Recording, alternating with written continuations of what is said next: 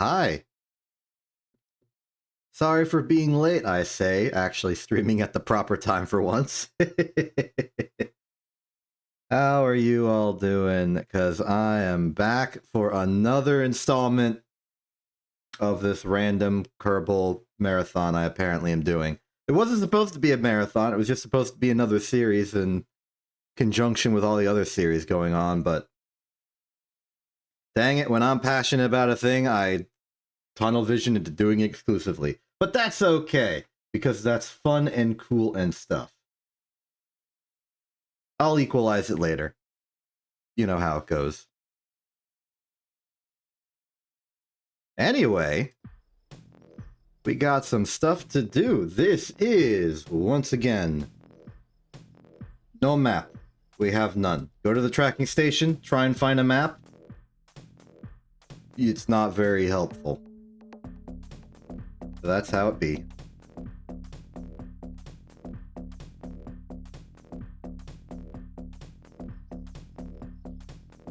Well, now as we proceed, we have a few things going on. First off, I want to speak about a measurement I made last time. As it turns out, if we go to the survey of radii, I transcribed this number wrong. I wrote 182820. It was supposed to be 180820. So I fixed it. And when I fixed it, the number became a lot more agreeable to my original estimates, the conclusions we made with survey number 2.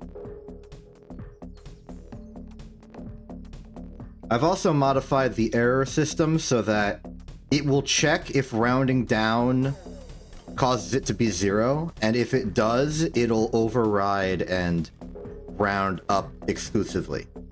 If rounding down doesn't make it 0, it will just round as normal. Hopefully that'll solve it being an error of 0 for this number and any other future numbers. Easy fix, easy fix. But it is just another demonstration of the fact that we want the sig figs to be as high as possible. Can't always get what we want, but we can strive for it.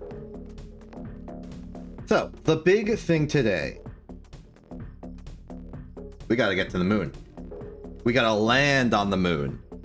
We gotta extract science from the moon. And at the end of the last stream, we prepared a vessel with the vague goal of going to the moon. I have not done any proper math on it, but it's bigger than the last one, and the last one was almost capable of doing it. Allow me to reintroduce you to the ill-advised. A massive, vaguely scientific monolith behemoth intended to go from Kerbin orbit to moon orbit, moon landing, and then come back. A little bit involved, pretty heavy duty, but it's my hope that this will be sufficient.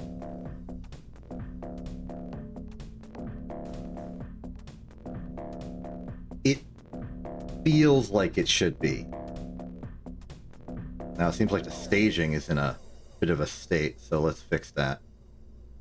Okay, internal engines go here. What's our... Okay, our Delta V is not looking good for stage 1, but maybe that's okay. I'm also just throwing us upwards. We got 1K, then we have this stage who is refusing to return our calls for some reason. Maybe if I change the mask real quick, it'll update? Nope.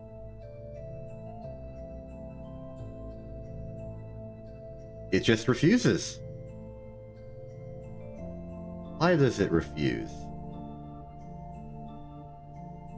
The engine should be connected. This thing has crossfeed.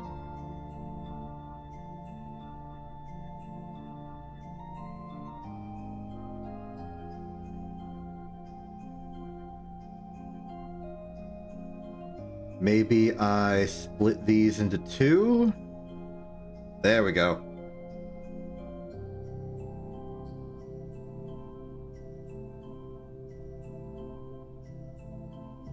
Don't know why the fairing stage has an opinion. No, designed to have an opinion. Separates out. We can put these to here. We've upgraded to 3 poodles. That might be...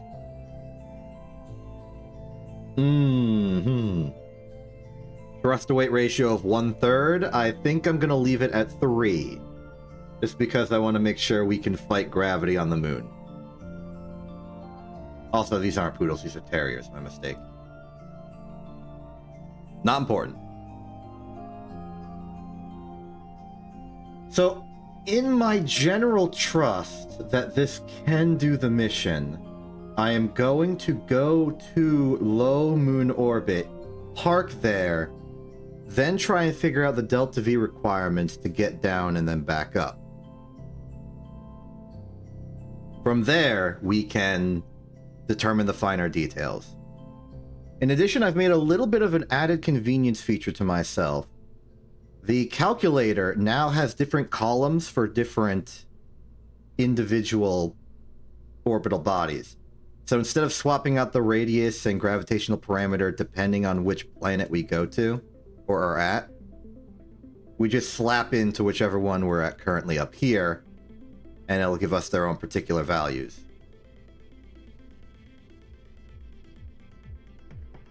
I think that's convenient. It probably is. I hope it will be, at least. As for how we're going to determine how much Delta V we need on site, we can figure that out once we get there. I have a theory. I have a plan for that. It'll be a really slapshot estimate, but we'll get the job done. Ron Cott in command. Let's go to the moon. Starting off strong.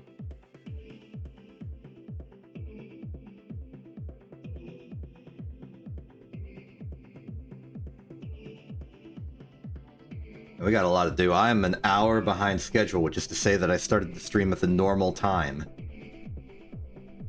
Okay, this is attempt at a moon landing survey. More specifically, it's a test of how much Delta V we have when we're ready to do a landing.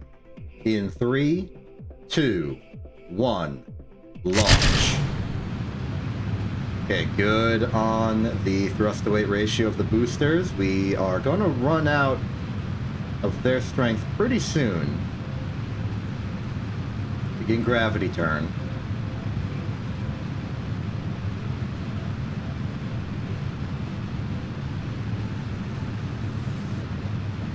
I'm gonna try and make the gravity turn a lot shallower than I usually do, and then go steeper in like the higher regimes. I feel like I have a bad habit of maybe overturning. I also think that maybe the thrust to weight ratio is a little too high on the boosters. There we go. Now I can't see. We're gonna watch our yaw just to make sure that we still have control authority. This is not the Wacom, so we don't know how good our aerodynamics are yet.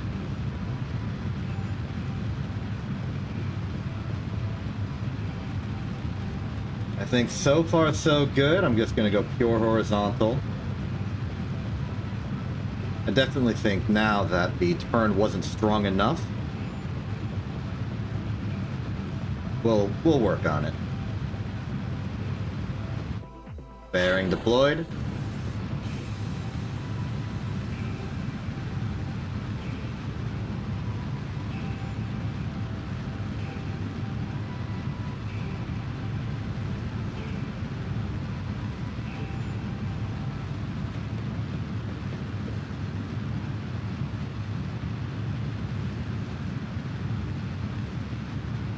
Starting to question if we actually have the Delta V for this.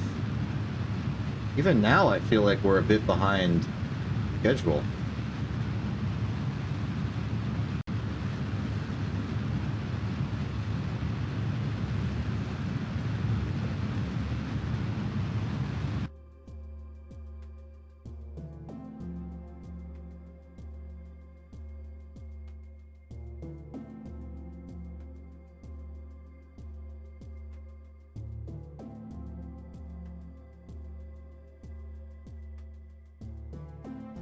Wait a minute, we're not even orbital.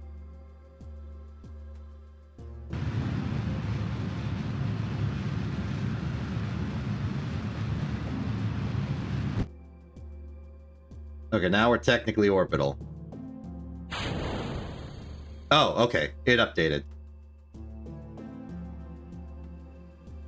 3,000, I think, should be good. It better be good. Let's get out of the atmosphere, get to apoapsis, and circularize depending on how good of an orbit it has to be.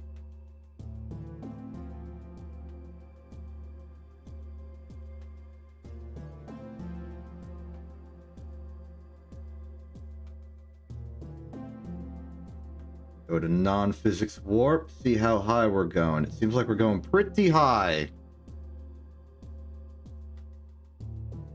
Oh. Looks like we're in the 90s or so. Under 100 is fantastic. It's a great time to circularize. Alright, 90795. Let's calculate. Altitude is 90795. And let's just make it circular. Okay, target velocity is 2259.9. Or 2260. Good with that. Focus prograde. 2260.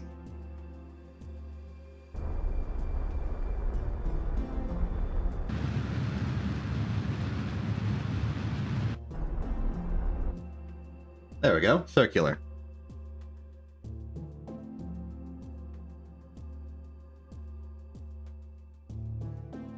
Now we just proceed to the moon whenever we find it. Where is the moon currently? It's behind us. Its position is actually quite helpful here. We should be able to see it while still seeing the Kerbin's horizon.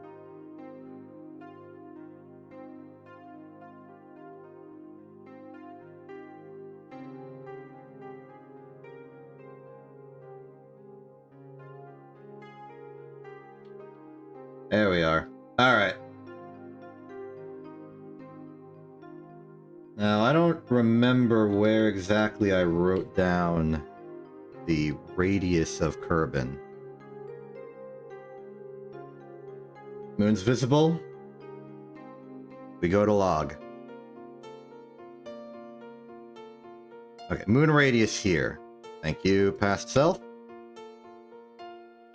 So in the calculator, we want target radius of that.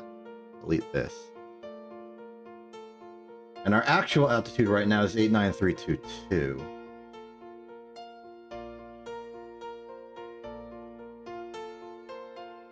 Target velocity of 3109.29. I think we can make that. 3109.3. Better get going.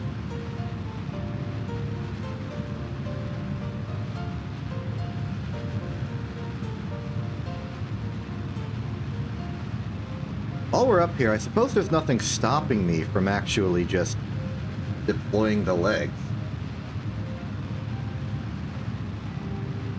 Makes us look cooler, I think.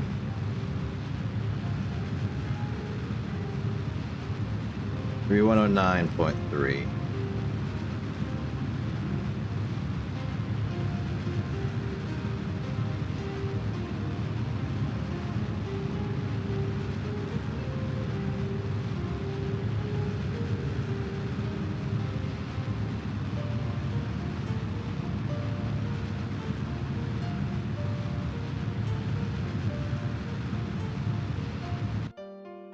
Given our altitude is increased, I'm going to leave it at 3100. Given the fact that it took time and we were ascending all throughout, I suspect we've overshot. But that's okay, because it'll hopefully still keep us around the sphere of influence. To the moon! To the shadow of the planet!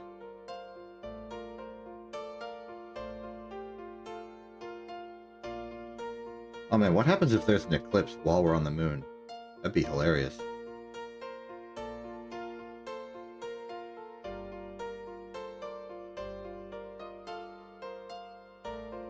Okay, we do not have the precision to know our injection details for the moon, so we will simply have to get our bearings as fast as possible. Moon's approaching. Collision.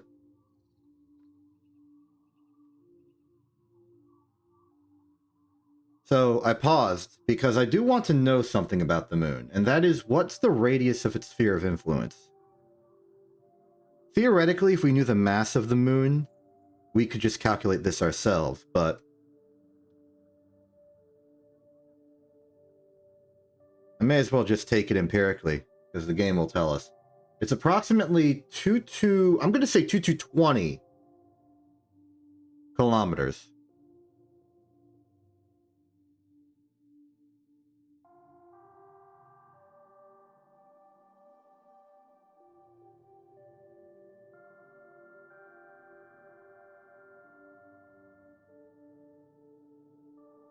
Interesting.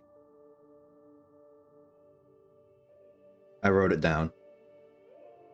So with that, in the future... Okay, the reason I care is, one, it tells us our error margins for flapping into the moon. But it also tells us, in practice, what the escape velocity threshold is. Because we're going to exit the moon's sphere of influence long before we get our velocity up to the theoretical escape velocity of infinite distance. So knowing the actual maximum distance we can be from the moon before sphere of influence change means that we can exit the moon with as little kinetic energy as possible, which would make it maybe healthier and safer to go back to Kerbin. By the way, that's a later problem. What's our situation right now? Situation right now is we're falling to the planet. The moon, you know what I mean. Maybe it's just me, but that doesn't look like a collision course.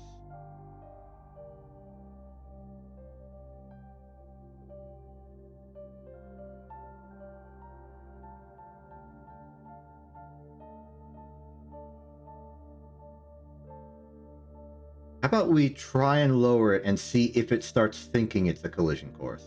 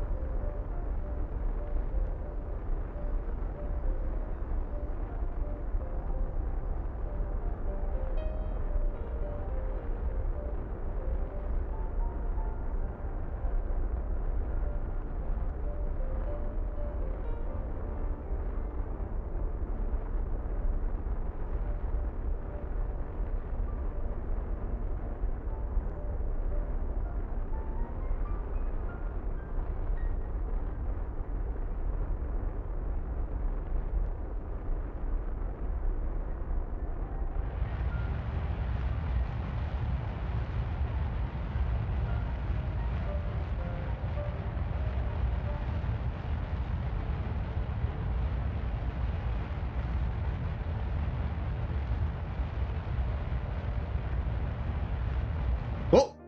Collision. Okay. Turn us around and speed us up until it's not a collision anymore.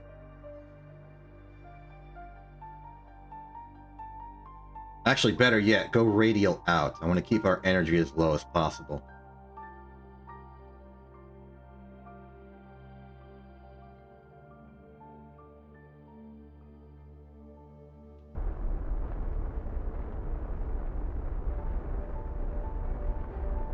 Okay, I think we're good. Now we're going to go down to periapsis and reduce. Here's hoping we actually do have a periapsis.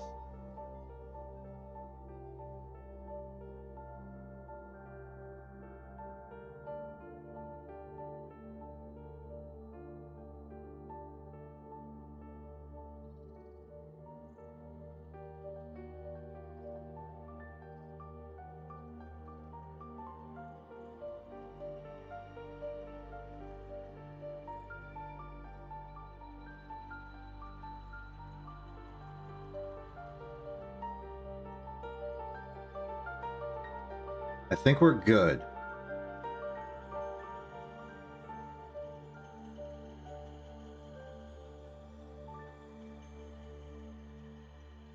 Radial out is approaching the mark.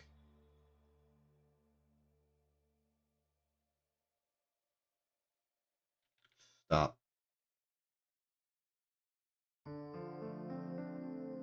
Okay, we are currently experiencing a periapsis of about 18,000 or so, 19,000 or so.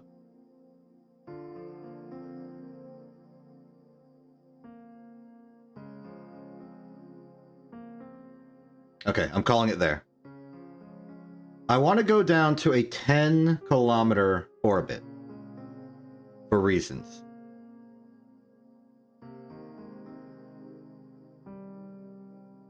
So current orbit is 18861.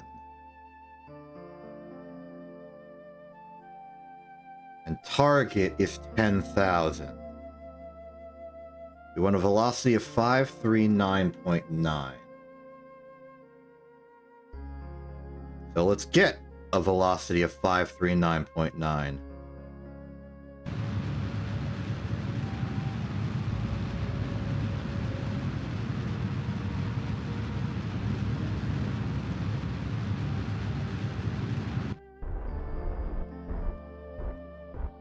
There we are.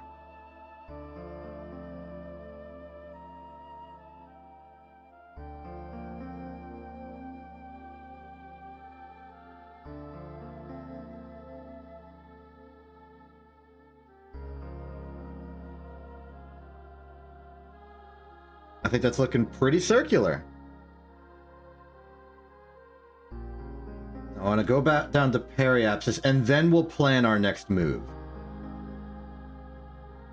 But I have a very particular next move in mind.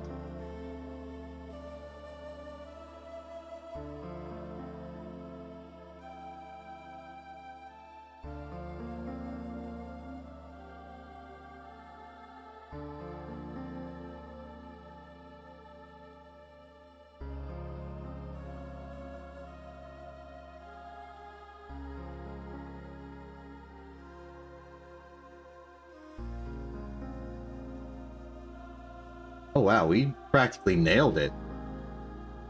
Fantastic.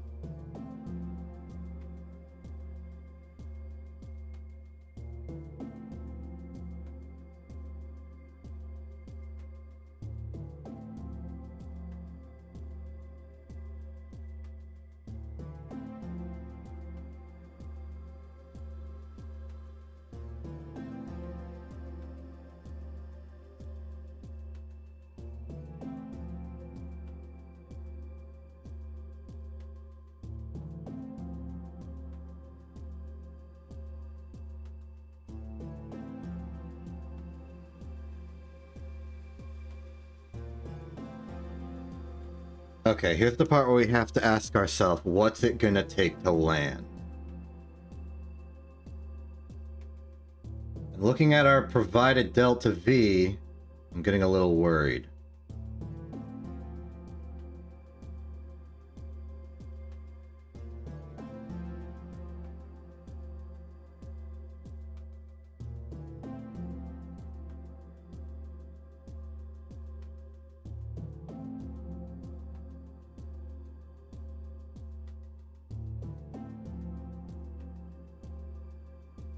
So, logically, let's think about this. Assuming we were scraping along the surface of the moon right now, in order for us to physically stop, we would need to get our surface velocity from what it is right now to 0. In order to get back into orbit, we would theoretically then need to get it down to 0. So a lower estimate for the amount of delta V we'll need to land is effectively our current surface velocity times 2.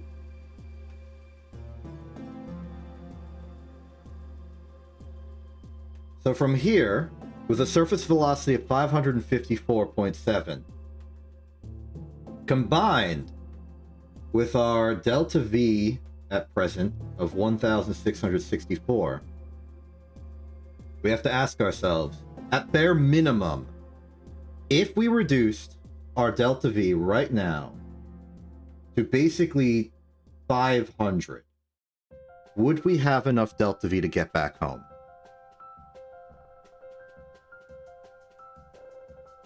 And in my mind, it's really close.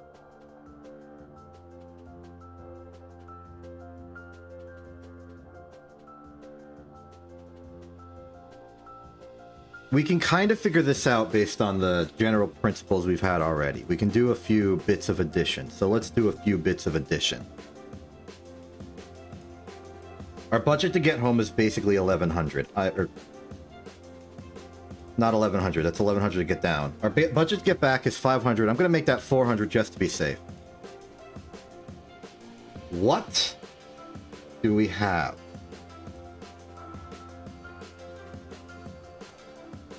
Going from was effectively a 10,000 kilometer orbit to a target altitude of effectively the sphere of influence would require, well, start from circular. That's 556.9 or 556.9 to, gotta copy this again, wrong page, to that, to 755.53.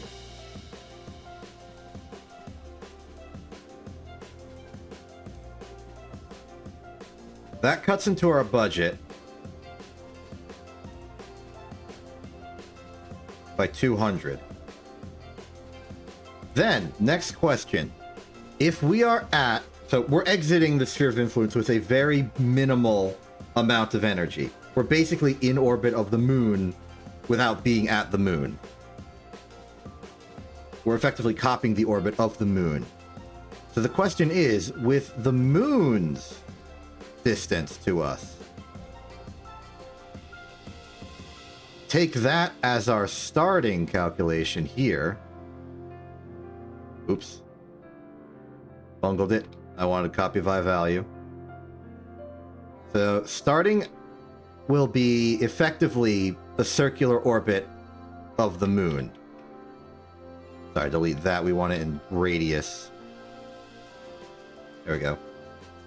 So that's starting at 548.9. And then, in order to lower our target altitude to effectively 30,000, it would go to 175.4. Which cuts into our budget by 373.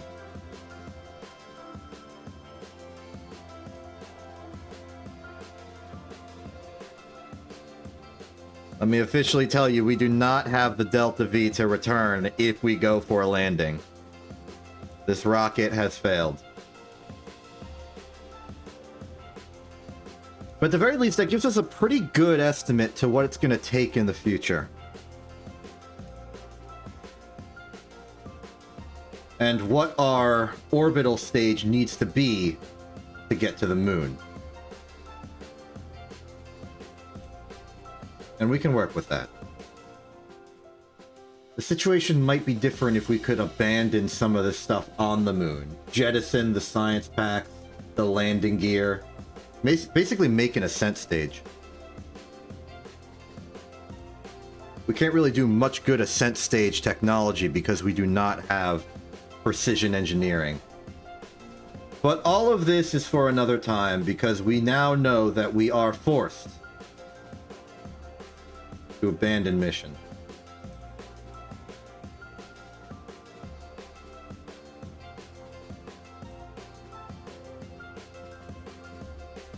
Whoa, wait, what?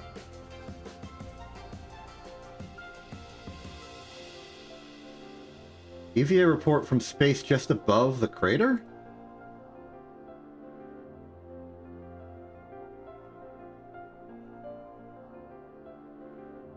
There's something going on. Can we do, like, low-flying science here?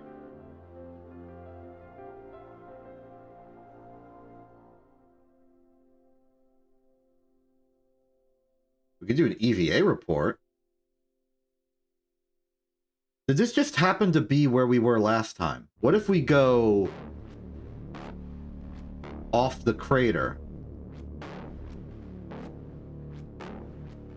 Is this still on the crater? Midlands.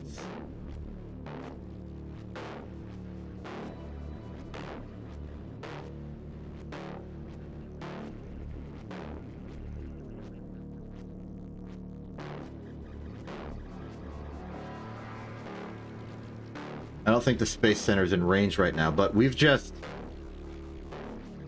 got something interesting.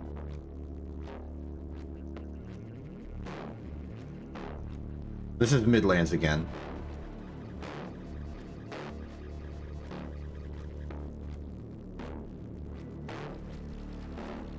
So we can get some science here, just the EVA reports. That's not nothing.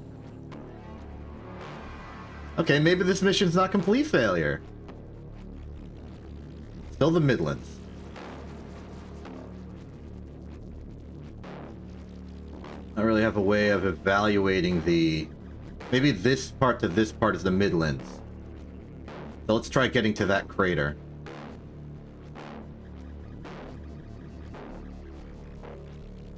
Glad I tried this.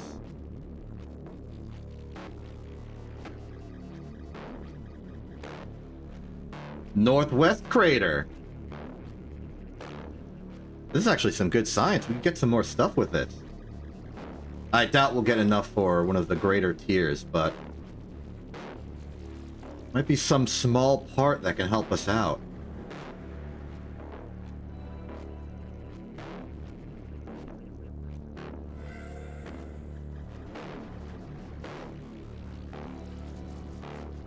Midlands again.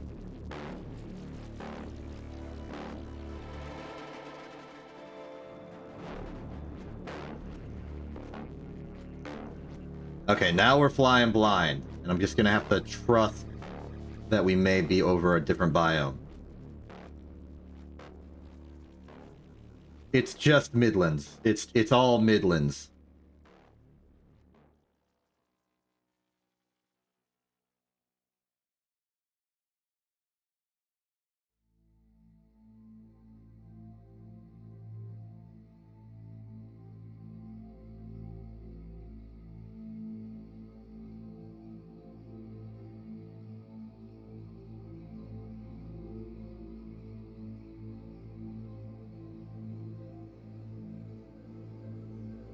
I think the moon is statistically mostly Midlands.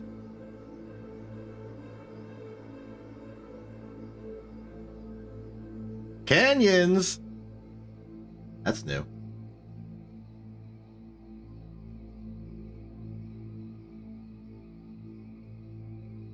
Alright, I'll take those three and I'll call it good enough.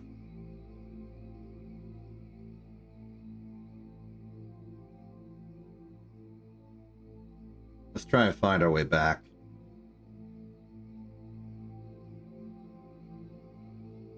Oh, is this a lowlands? Nope, it's a midlands. Seems like a divot in the world. Is this a lowlands?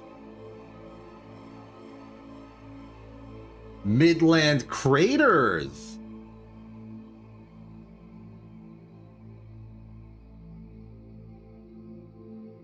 We got this crater, maybe. That might be another Midlands crater.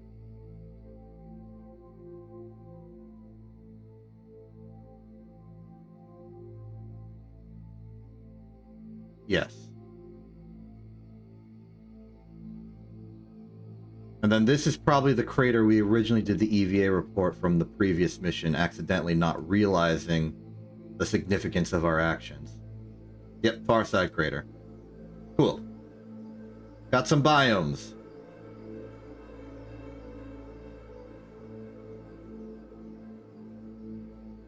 So with that, I think we're good to try and leave. Unfortunately, we cannot proceed with the landing, but this ship design is inadequate for that purpose. So from our original estimates earlier, we want to up our velocity to 755.5. I'm going to go for 760. Actually, no, I'm going to floor it. I know it's more efficient to just floor it.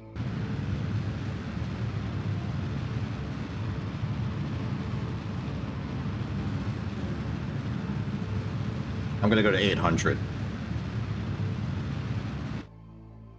That's escape velocity.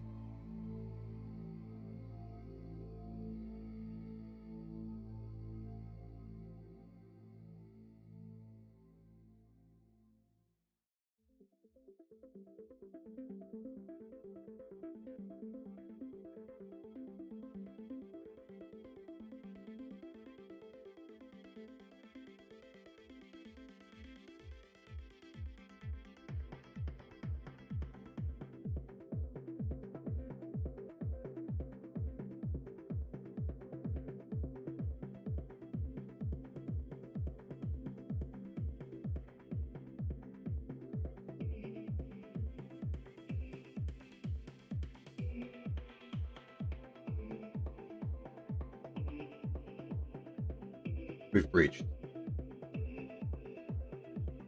Okay, theoretically, we're looking for what would have been 175 or so. But we are already descending, so I won't push it.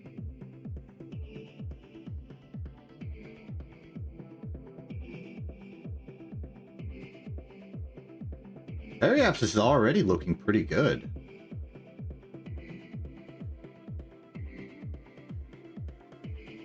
Like, really good. Maybe I don't need that much Delta V to get back anyway if I just time my escape launch well.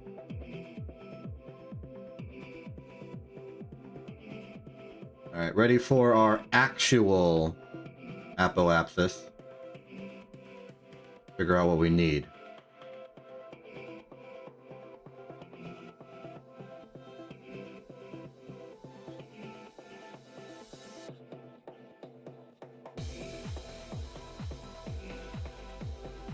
And hold. 1076-1000.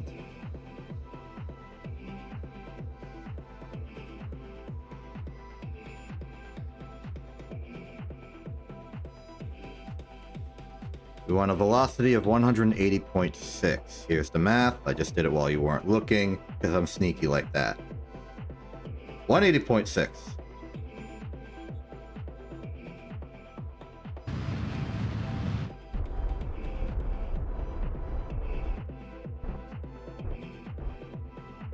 Seems good.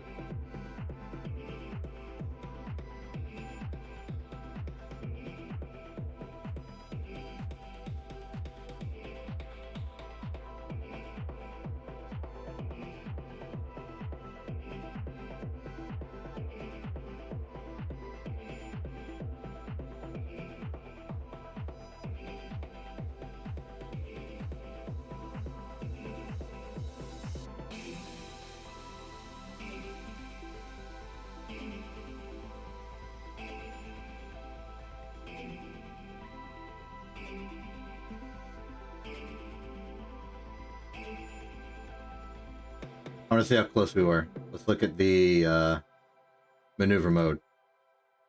29.5. Pretty good. I kind of like my protocol of only using that to check my work.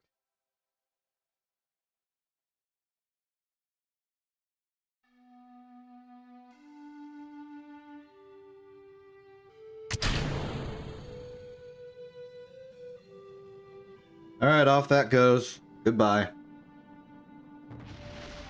Alright, off it explodes. Goodbye. I was hoping the grip pads would give it a lot of drag, and I was right. It must have been all the solar panels or something.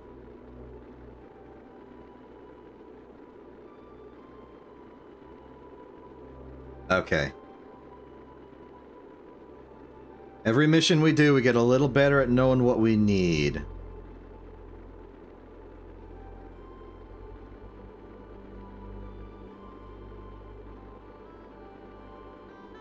It explode good. Alright, we're suborbital, or more accurately, we're on a collision course.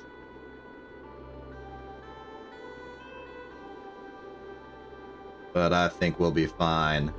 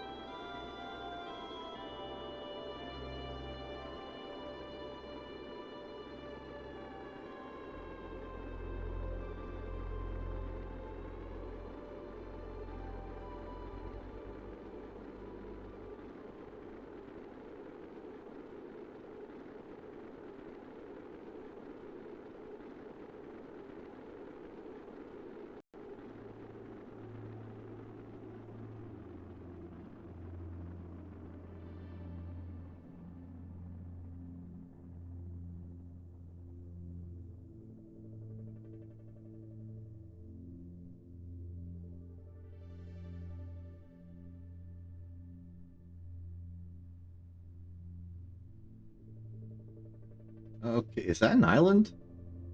The horizon's so blurry, I can't really... Or is that like the ground...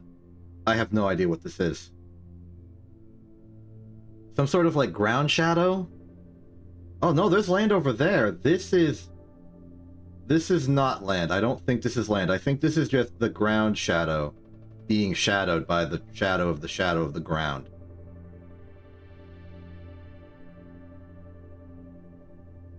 Seems surprisingly consistent, though. I guess we're landing right on the horizon line between day and night.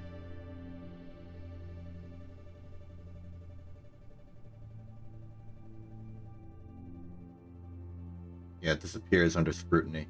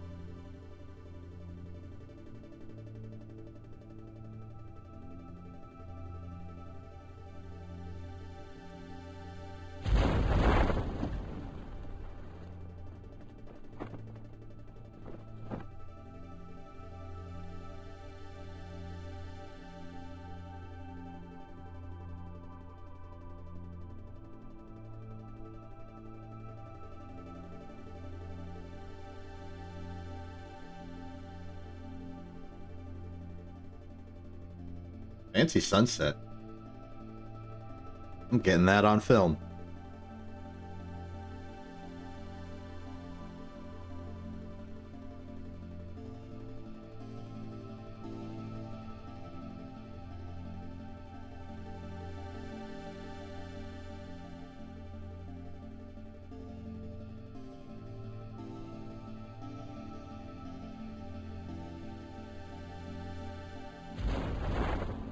And there's parachute number 2.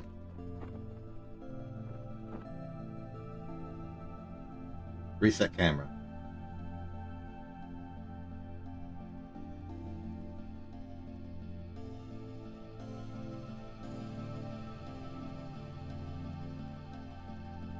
That's the point.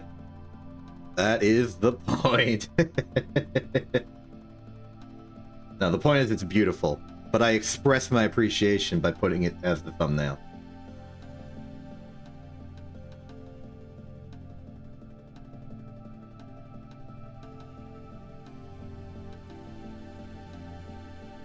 Sploosh.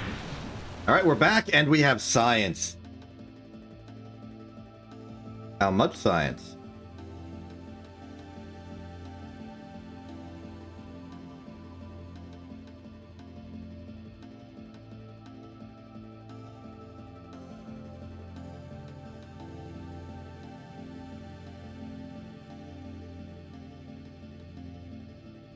$97 science. We've gotten enough science. Oh, you get science from just recovering a vessel that was at a thing. Interesting. I haven't really been paying attention to this. Is this only the first time we do it, but not in the future? Is it diminish over time?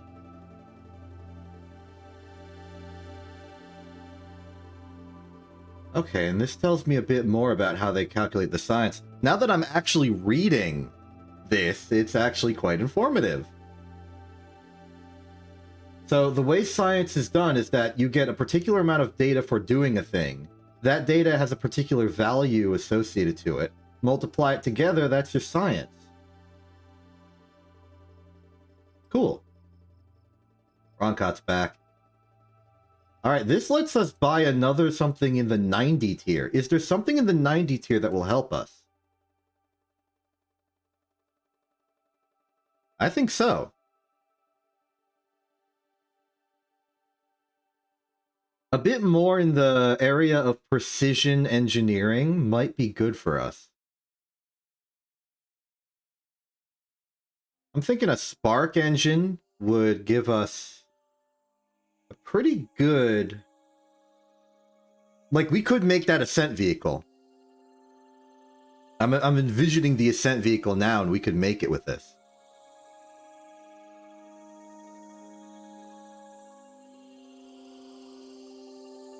Yeah, I want to pursue this. I want to pursue this. We make, like, a really, really tiny thing as, like, our method of escape. That's going to need to do the ascent. It's going to need to do the boost back. It's going to need to do the correction to get us suborbital. But the smaller a thing is, the less fuel you need. Alternatively, we could go the entire other direction, get something like the Poodle that has better delta V but is heavier. And just more booster. More booster is not a bad idea as well. Aerodynamics will continue to not help us. Having actual real landing gear might help, save weight.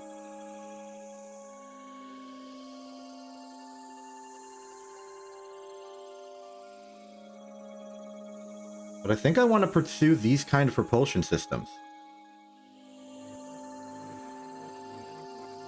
Plus, as an emergency fallback, we could try and send a probe down to the moon's surface instead of us.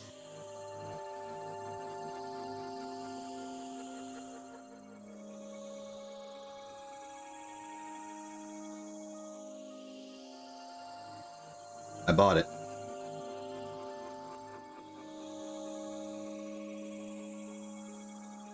Okay. So we now have a pretty decent idea of what a rocket needs to be to get off the surface. We could even approximate it as going straight from surface to the escape velocity.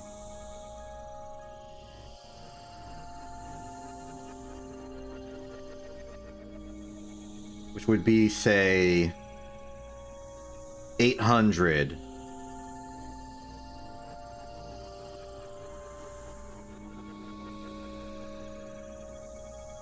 Maybe 1,000.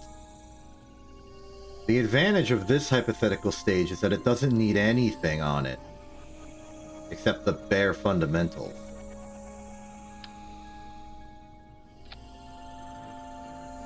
Let's start from scratch for a bit. Take everything south of the pod and pitch it to the side. We do still need to use this pod. I think it's worth it to keep this around.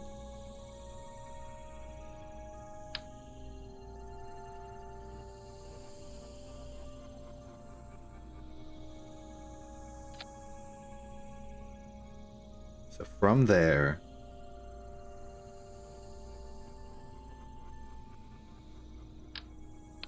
Okay, well first as like a complete baby hypothetical. SP is 350, ISP of 315, SP of 320. The specific impulse is not as good as the Terrier,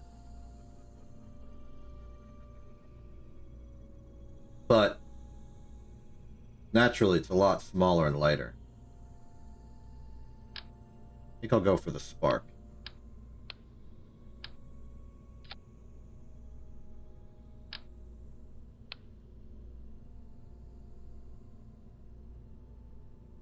So, hypothetically,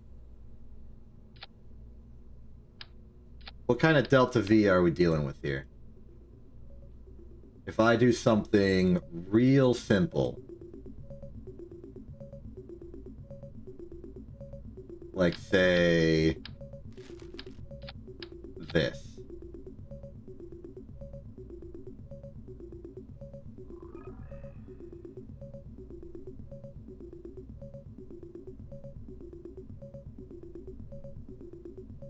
One of the issues is that it gives these numbers in terms of surface. How do I get it into vacuum estimate?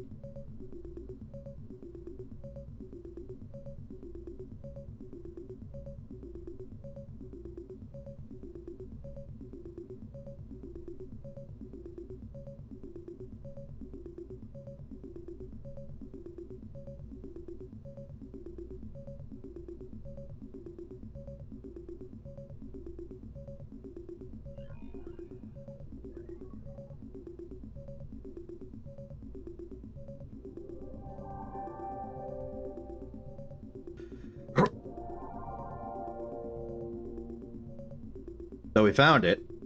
That's good. And since this will only ever I'm gonna reinvent speaking. This will only ever operate in a vacuum as far as we care. So 1399 is plenty.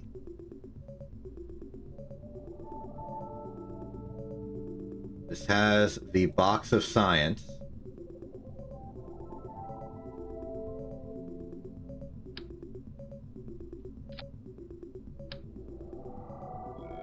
And if we're hitting land, then we are already going to be fine. So put the radar on this stage, but no further.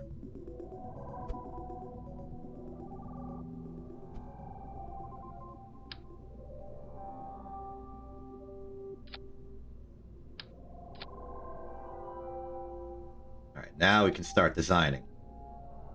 So 1400. 700 to get to escape velocity, and 700 to get back to Kerbin. That is some fine margins.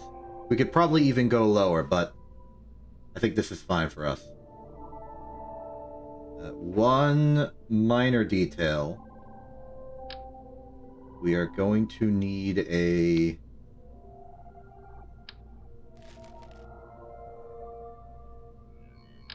engine plate for this.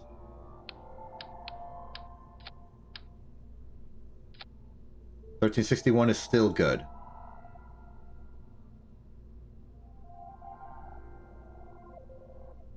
So question is, how's this looking now?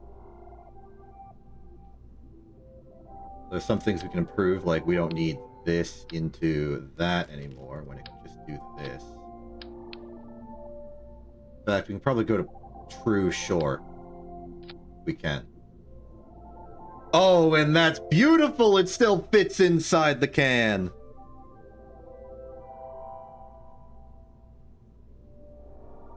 Ain't that lovely? It fits like a glove.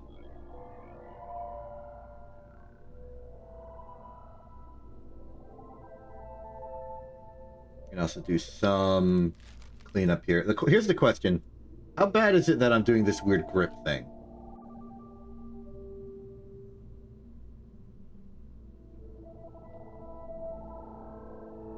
I'm pretty sure the landing strut that we could have researched was 0.05 tons. What have I got? 0.14 tons for each.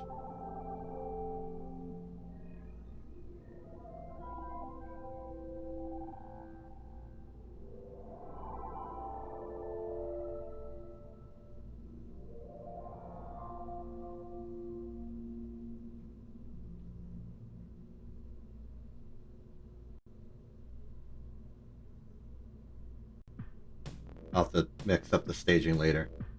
And then actually for the grips themselves,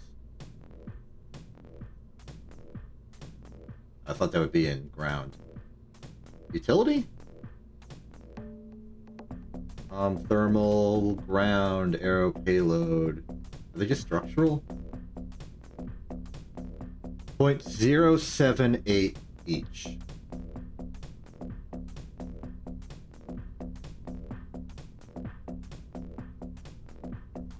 So they are a bit heavy, but not too heavy. If I were to get rid of them,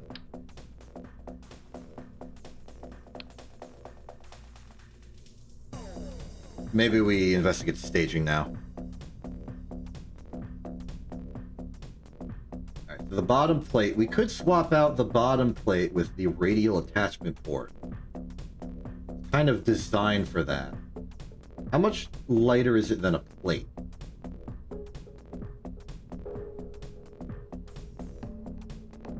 We're using the EP18 right now, even though we should be using the EP25. The mass is 0.14.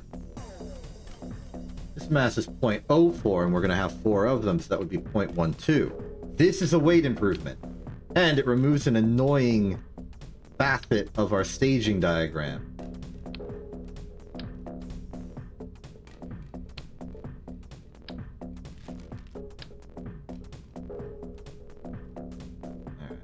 Go to 4. Just like that.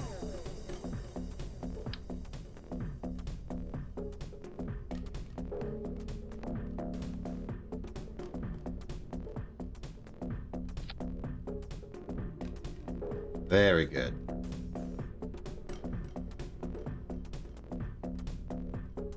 That's a lot more clear what starts where. 1180, 2085, detach fairing. Then we want these 3, this decoupler,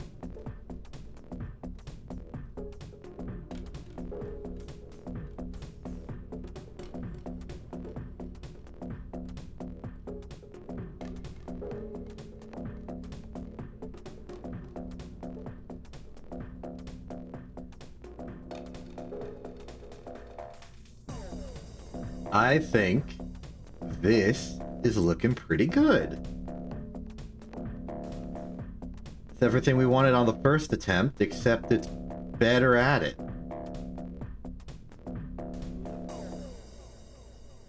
Somehow the delta V has increased in general, unless I'm still in vacuum mode. I am. Okay. 93, 16, 29, that's pretty much all right. We'll get quasi-orbit anyway. This stage is a little bothersome. It's lost like 500 delta V.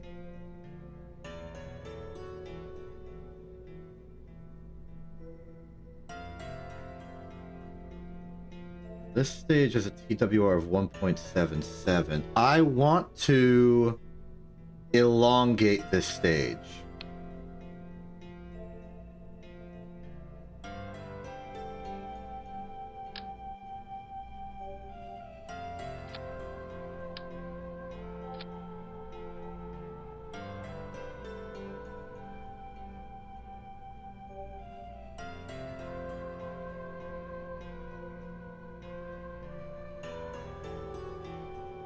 That looks good.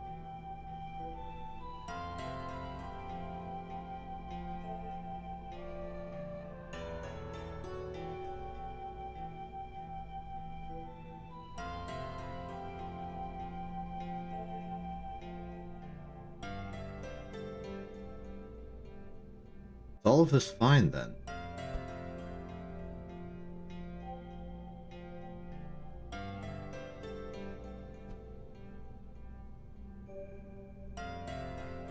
Alright, we'll try it. We know our margins.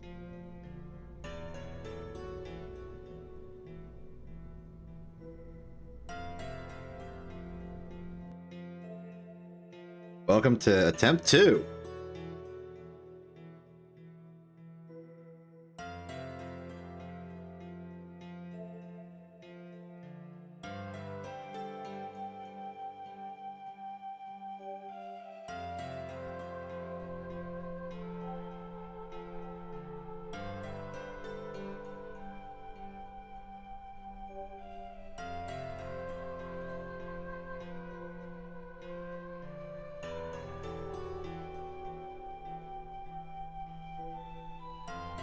This is yet another moonshot in 3, 2, 1, launch!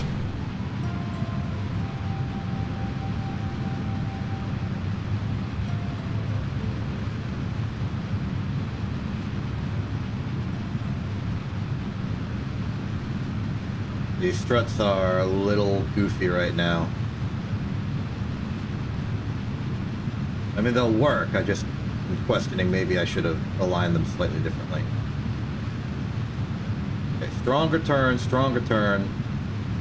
We learned our mistake last time.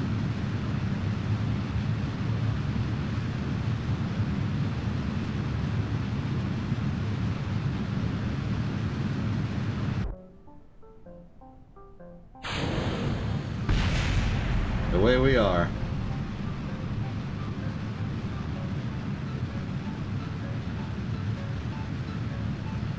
Looking good.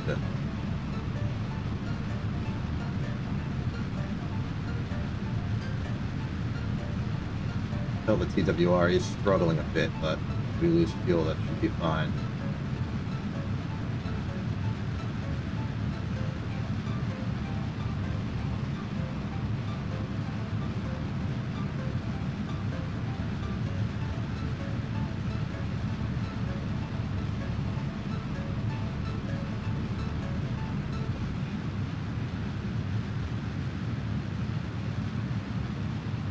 When we get past 30, I'll jettison the fairing.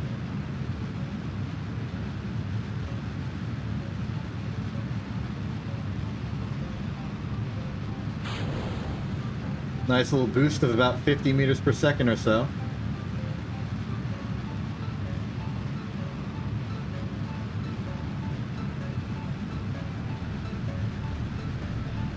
We're in orbital regimes now.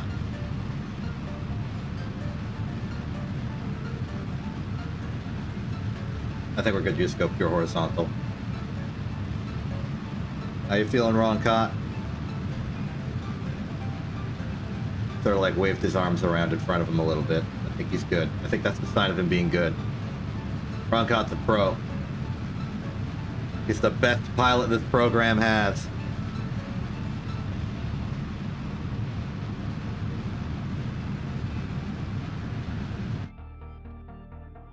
Alright, let's try and head up and circularize.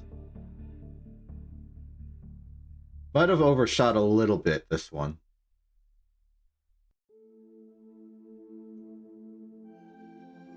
Oh yeah, most certainly. I'd say an optimal orbit injection is something under or equal to 100 kilometers. It's just the most efficient in my mind. And it shows some mastery over the control and values involved. But 112 is not bad.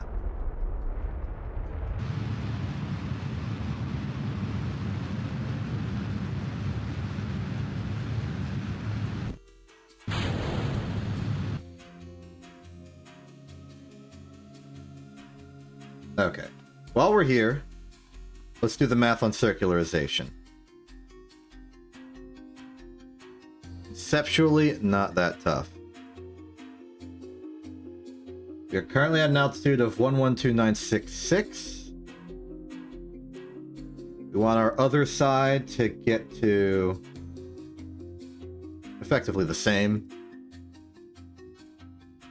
We want a velocity of 2224.6. Proceed.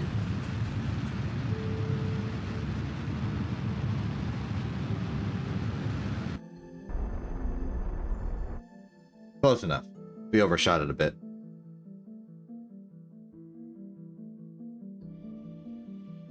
Alright, next up, we find that moon. That moon is currently behind Kerbin, so work cut out for us locating it.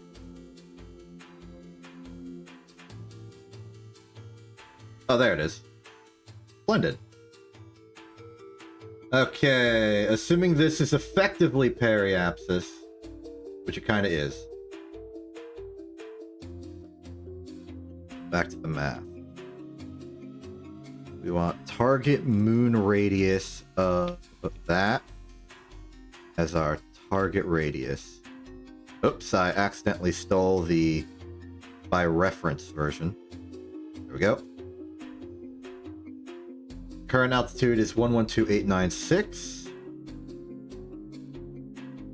We want an injection velocity of 3054.5. Go.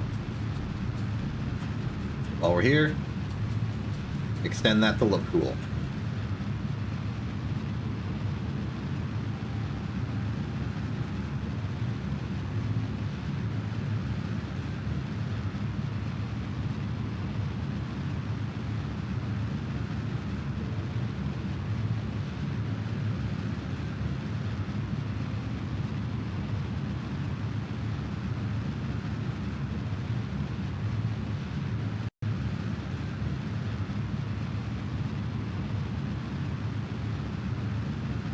$3054.5. I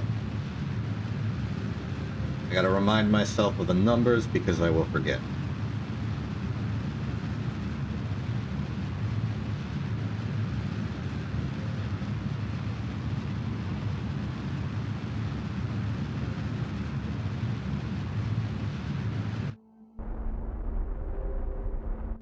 Alright, good enough. The sphere of influence should just grab us the rest of the way. We're going back to the moon.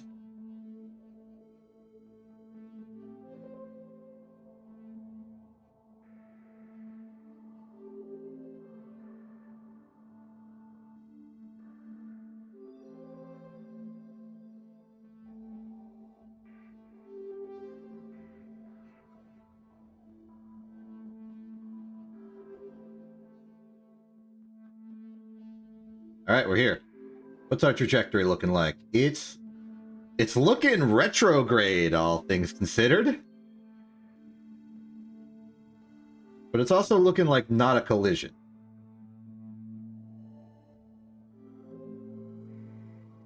I guess we're okay with that. Let's do what we did last time. Lower velocity to collision, and then flip it out a bit.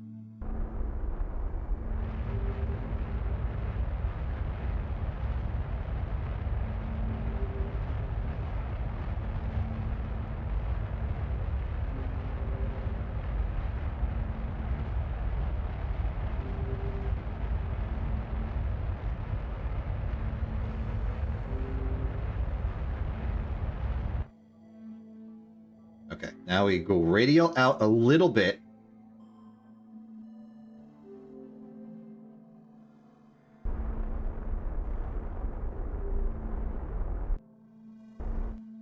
Alright, I think that'll be good. Prepare to go retrograde when we arrive.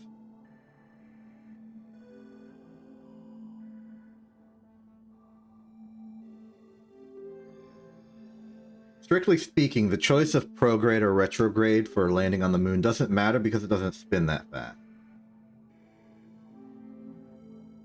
Ooh, we got an eclipse. Fancy. Also means we're going to be running blind.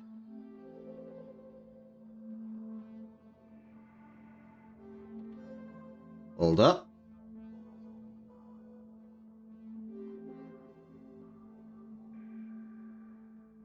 Alright. Vague altitude of 23115. We want to go down to 10,000.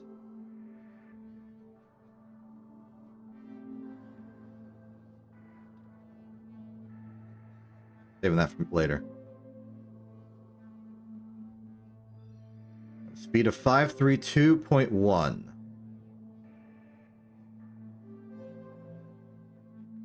Shall be done.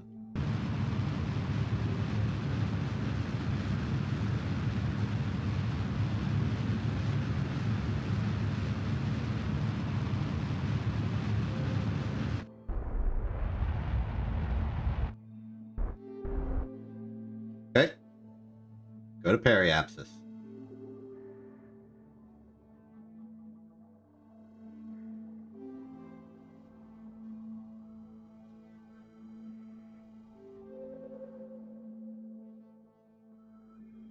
Slow, careful descent.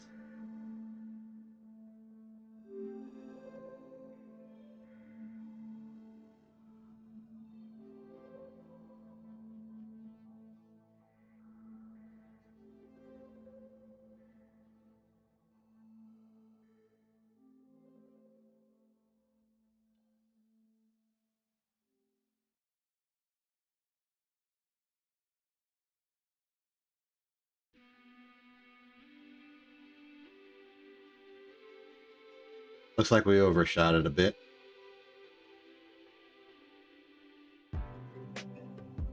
Not too bad, not too bad. 9626 to 9626 then.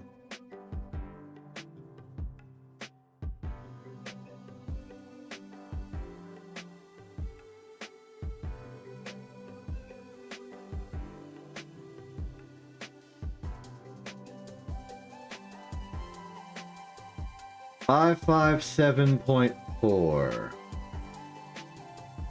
Okay.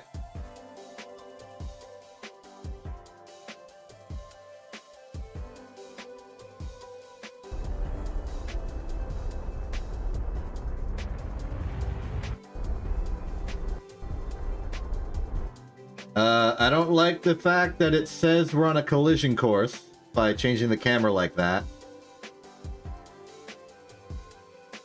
I especially don't like it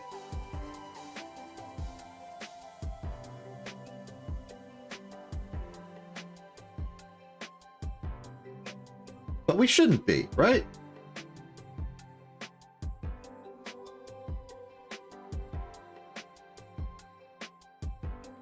Oh, I figured out my problem. I was doing it in terms of orbital speed. We fixed it. We fixed it. We fixed it before we had a major problem.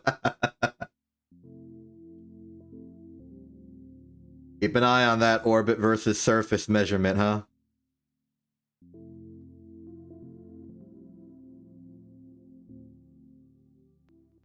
The camera shifted on me and I got scared.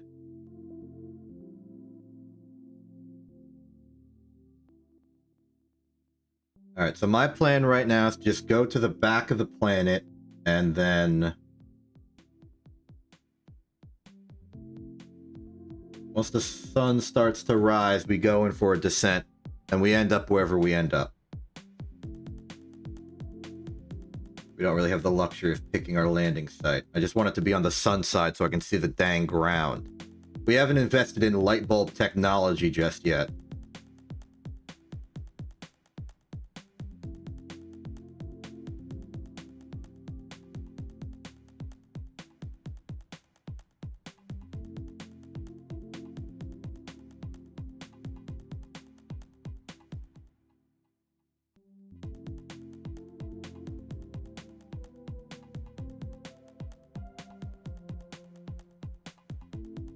Where they put the sun at? Where they hiding it?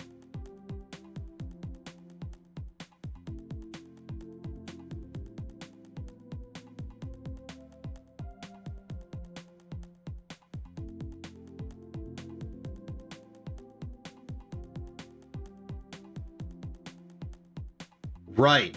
It's behind Kerbin right now. I forgot. Oh, no, it moved out. We're good. A little scared there. Okay, here's the plan. Descend until we are on a collision course. And do a little extra so that we aren't landing exactly 180 degrees away from where we started, which would be in the dark side again.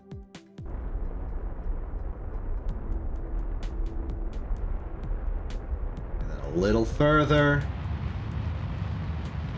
All right. We're going for a landing.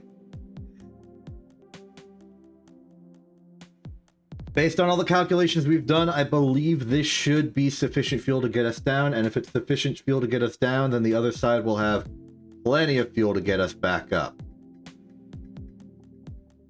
Here we go.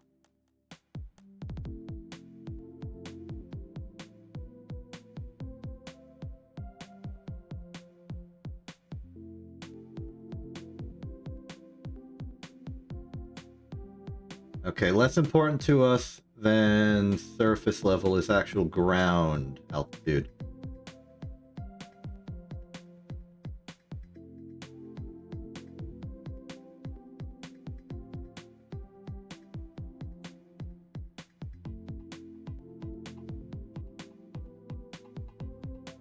Okay.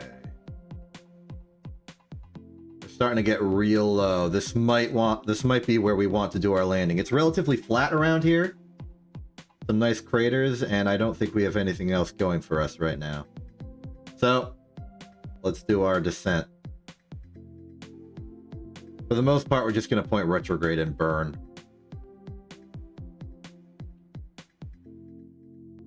And go. Point up a little bit, point up a little bit, point up, point up, point up, point up, point up. Okay. I may have stalled it a little bit too long, but that's okay. Let's aim for inside this crater. Actually, let's aim for right here. In between the two craters.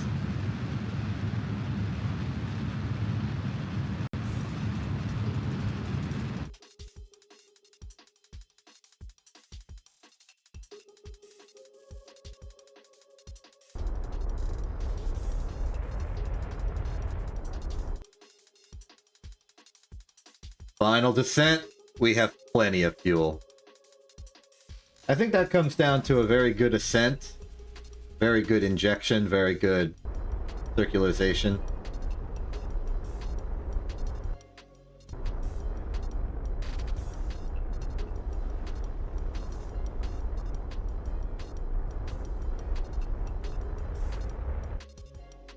Touchdown! We are on the moon!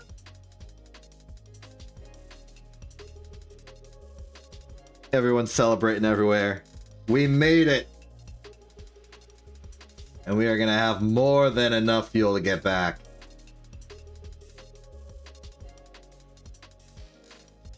Okay, how about we celebrate by doing some science? Log this temperature. Welcome to the Midlands. We've heard about this place. Pressure data. Oh, the science is good.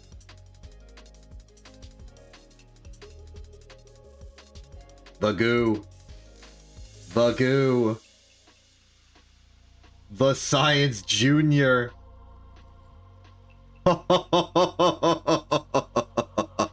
The science is good. The science is good.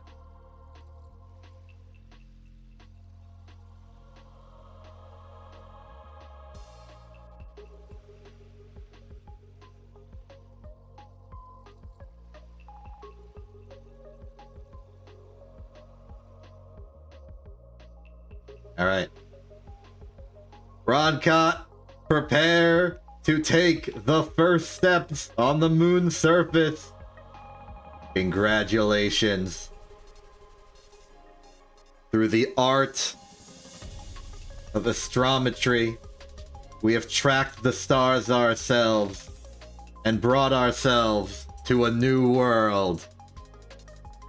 I am so proud of us all. Well done, Roncott. Hold on, we're making this a nice, good official. We're celebrating this. Roncott, this is for you.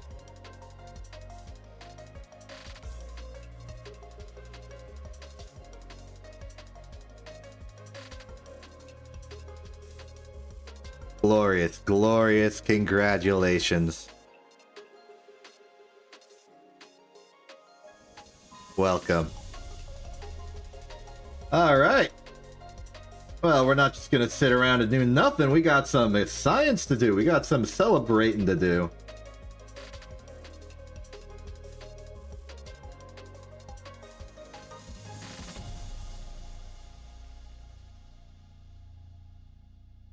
Okay, well, first off, let's celebrate by planting a lovely flag.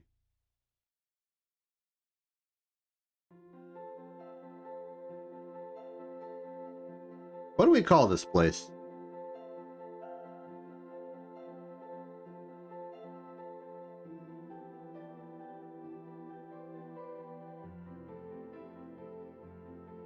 I have thoughts. But I need to check the, I need to check some linguistics real quick.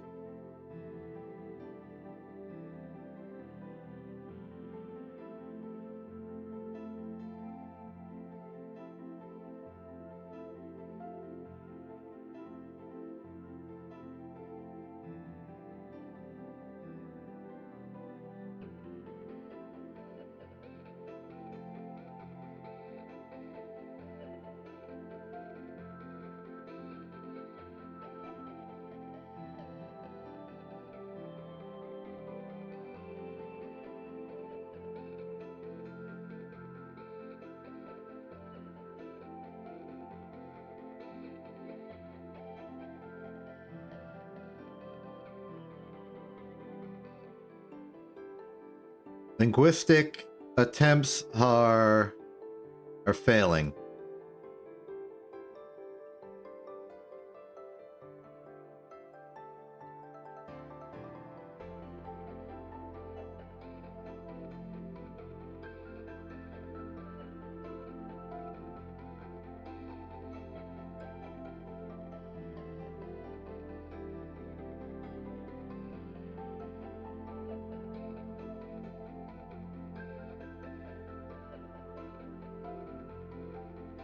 Okay. Unfortunately, I do not know Greek well enough to make this joke good, especially not ancient Greek. I was gonna make a name that sort of parallelized Mesopotamia because we're between two craters, and the whole thing of Mesopotamia is that it's between two rivers. How about we just name it Mesopotamia anyway?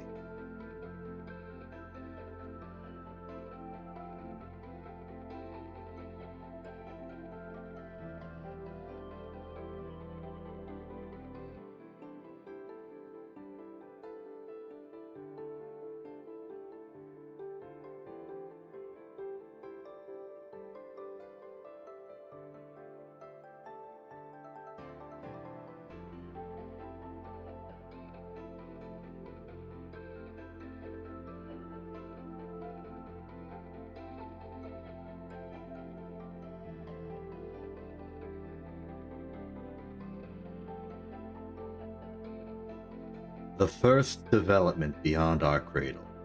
Beyond our crade? I can spell correctly, Roncott. The space between craters.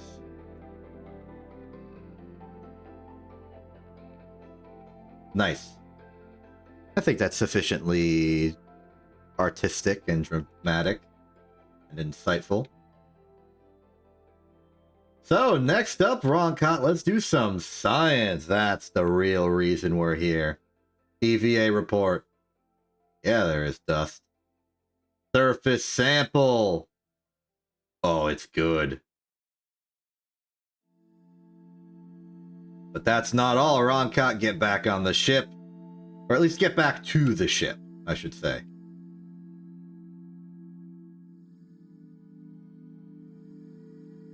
How come you don't, like, rotate automatically? Did I turn that off?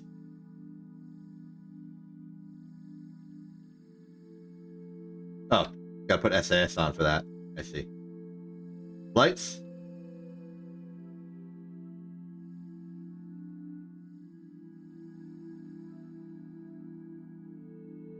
I didn't come empty-handed. Take that EVA kit. Do some EVA kit science. You ready to do some driving? Perform EVA science.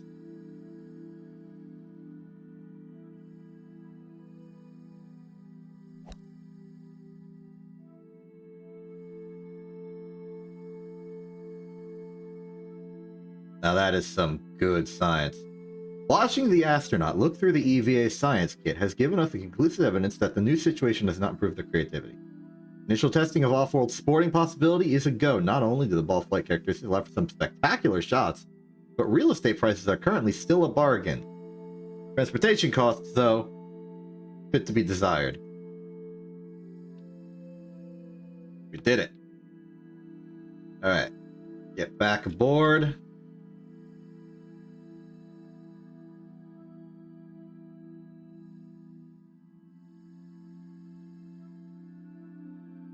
EVA kit's still real. I don't know why we would have more than one.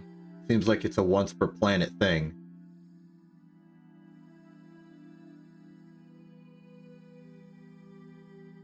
We're here.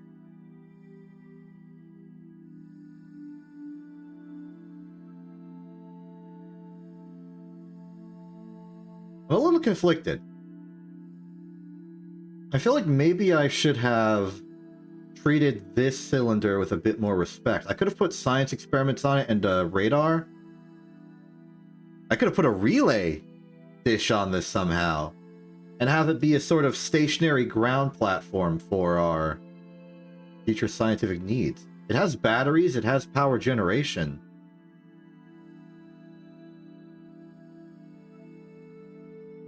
There's no real reason it needs to be decommissioned right now. Maybe in a future mission, when we get actuators, we can get a claw attached to this thing. Wait.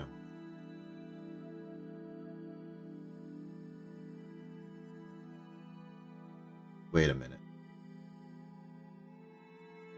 I have an idea. I don't know if this is a mechanic, but I need to try.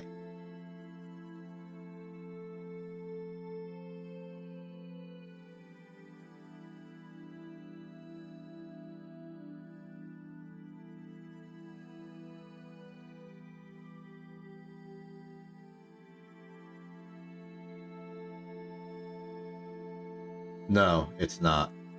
I was hoping, kind of, that I could maybe remove this antenna, move it lower on the ship.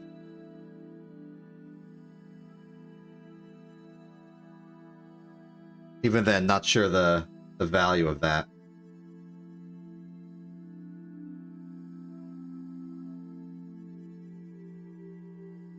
Wanted to make sure that the units involved still made sense. So, maybe it's just the sentimentality in me. I do want to keep the lower stage fully contained on the surface of the moon. I want to leave it here as like a possible thing for the future. if we ever come back here. It might be hard to come back here.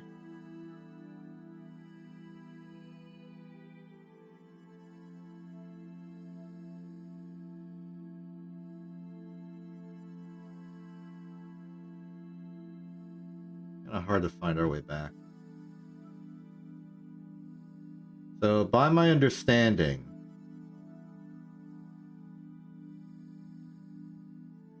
we're awkwardly... Where we landed, it might be viable just to point straight up and go to escape velocity from here.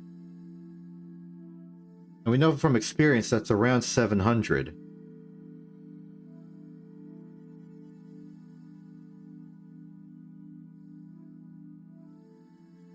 Still trying to investigate how viable it is to target stuff. We don't really get target readouts. But if I do something like this...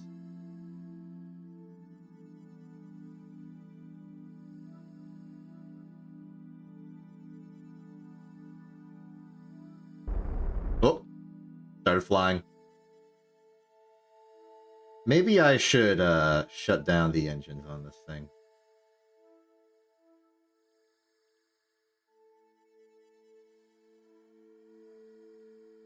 Alright.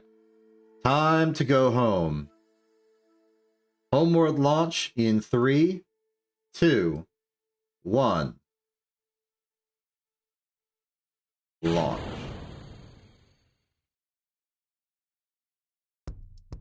It was a false start for some reason.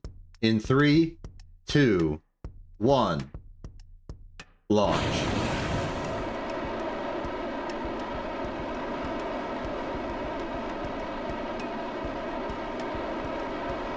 Aiming for about 700 meters per second. That should take us on escape velocity. We are currently facing on the... Well, from Kerbin, this would be the... I think the west side of the moon, which is the direction we do want to be thrusting out from.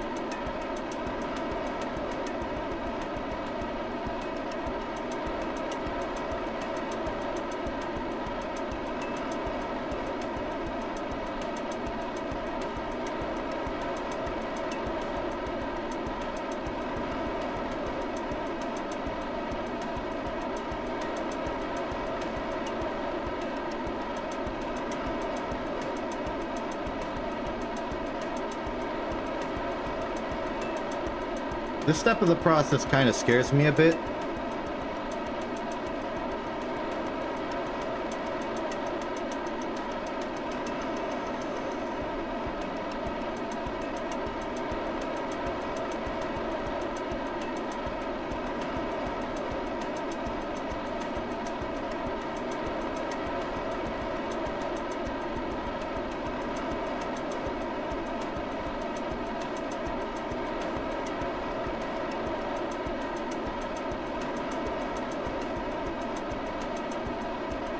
I'm gonna stop at 650.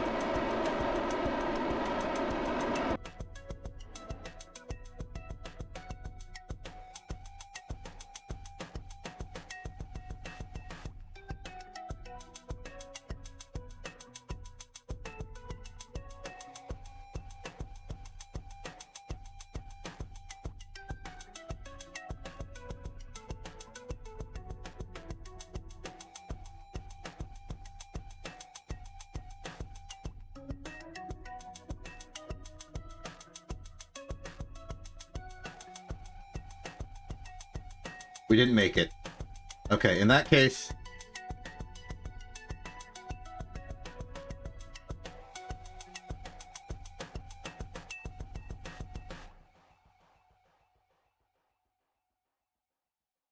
we just keep going.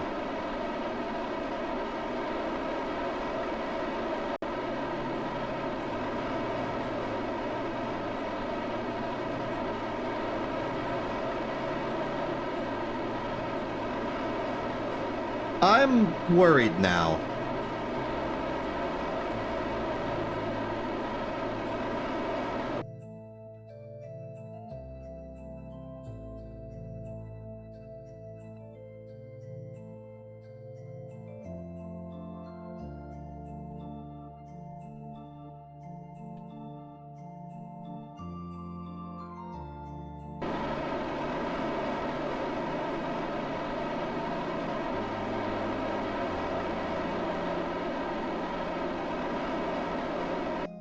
Okay, new plan. We go down to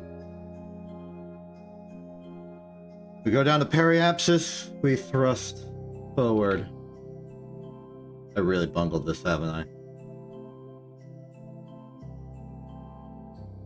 The spacing's going all right. We landed on the moon, but now I'm a little worried about running out of fuel before we can get back.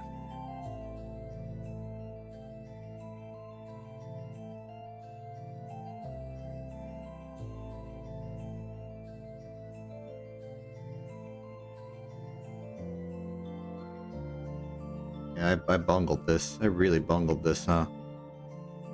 I got greedy. Okay, calculations. We're at 51128. 8. We want to move to there. Effectively, we need 685.6.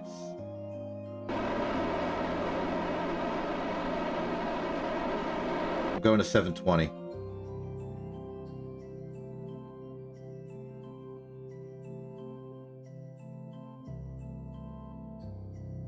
It's smooth because I made it smooth.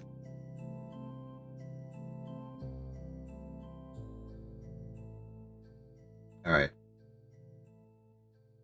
We should be at escape velocity. I don't know what our orbit's gonna look like. Probably gonna look pretty ugly.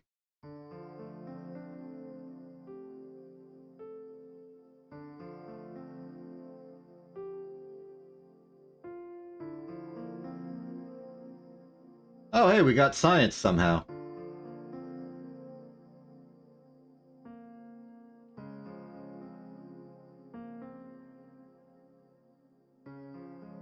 Don't tell me we've hit escape velocity.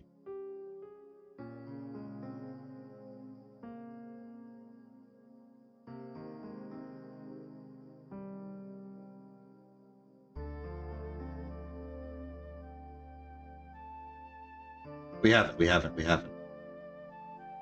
Okay. Here's the moment of truth. We need to get this velocity. We need to get this orbit down to like 30K.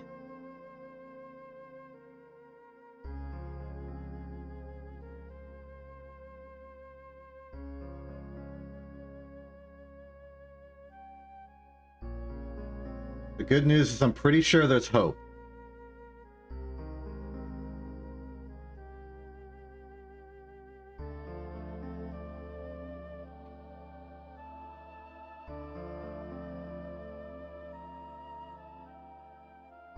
Okay, I'm calling it here.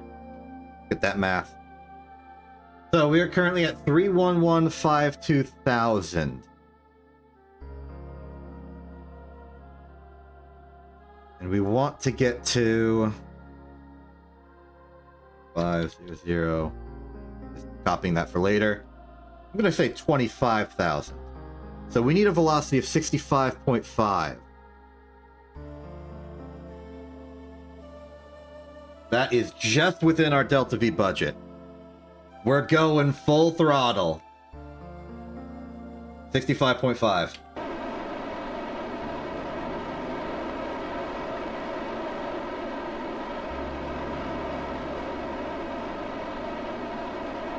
Come on, come on.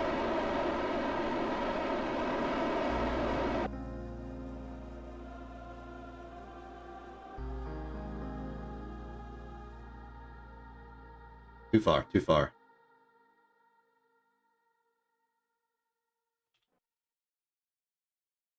Okay, there's our trajectory.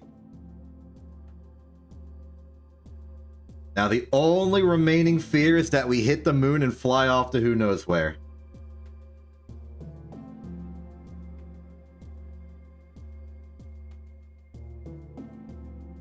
Let's look.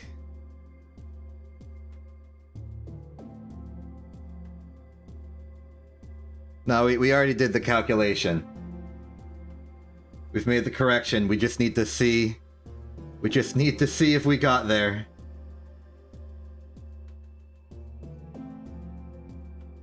The calculation was in column 2. 65.5 was our target, and we set it to that. And now we're falling.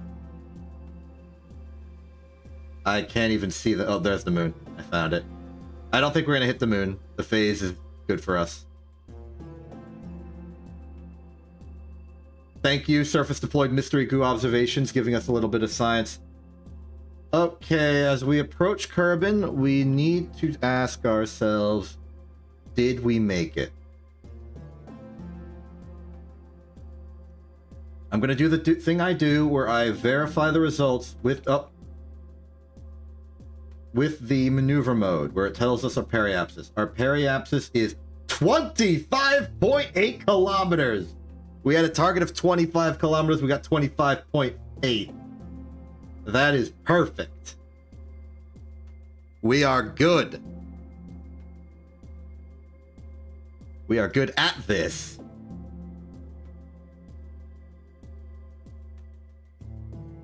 Now we gotta do is wait for contact with the air and hope we don't burn up. We made it. Alright. Normal out. Jettison the transfer stage. Surface mode. Retrograde. Destabilize. Do a little spin for dramatic effect. It's all up to gravity now.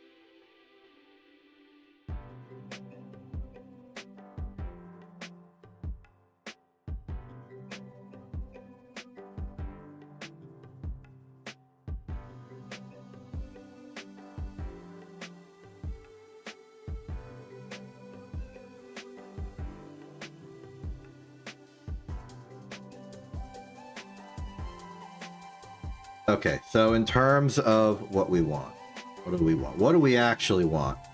We need this, but we don't need it yet. Relay antennas might be good. Precision engineering, we could start going into probe tech. Relay technology might also be good. It enables that. This processing lab can conduct long-term experiments and ongoing research with data collected in the field. I don't really understand how that works, but it works. Better moon landing ship. Better flight control will give us a monopropellant for more reliable landings, but that's also like a weight constraint. Better heat shield, real landing gear. Tempting. We go for plane tech. We can get heavy rocketry. A Poodle still looks appealing in terms of its specific impulse of 350. Bigger engines, precision propulsion is not too necessary right now. We even have enough for some 300 level things, but only these 300 level things. Which I don't care for all that much. Docking ports would be cool though, but we have docking ports at home. Bigger fuel tanks, unnecessary. Okay, so I'm thinking we mostly focus down here. We can buy two things right now.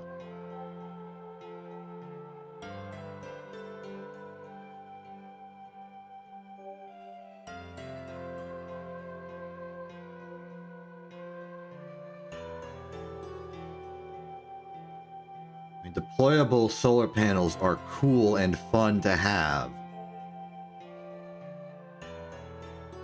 A better probe. This is about the level of probe where I feel like we can start actually considering it good. Weather analyzer.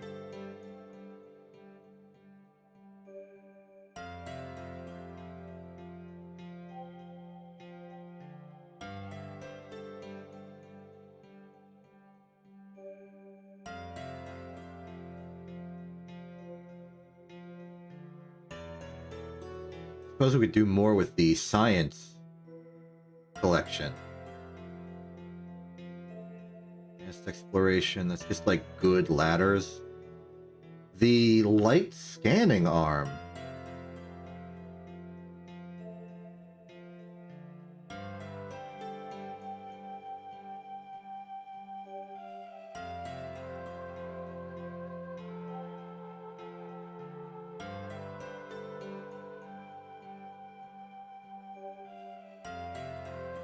Strange.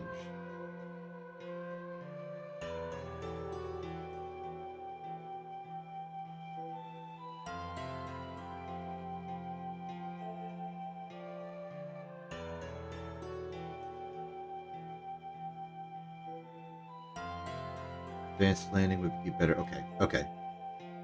We know what we need. Let's just get it and say our rocket's already good enough. That controller, and I think I want...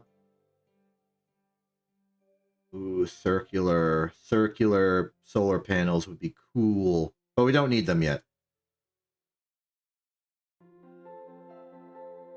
This probe, some good small construction stuff. Better antennas.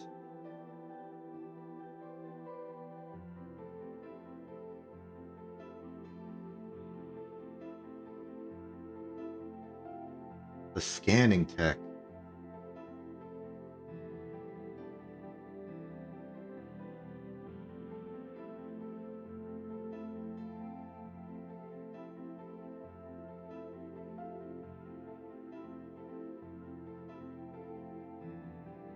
These are just better probes. The real accelerometer, not the fake one I made.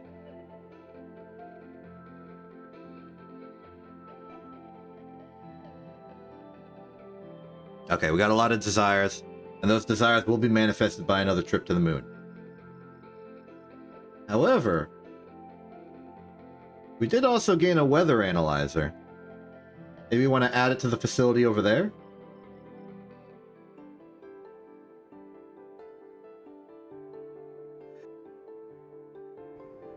Also, did we just incidentally get anything that would help us make a better car? Not really. So, the pod bay it is, but I will alter this one for better work. Just get like a classic relay antenna. Boop. I think we should start a standard of just putting parts we intend to abandon in space with relay antennas. Okay. Get one larger flat dish instead of all these tiny ones. I'm also just a big fan of this solar panel for its aesthetic possibilities, which I'll explain someday.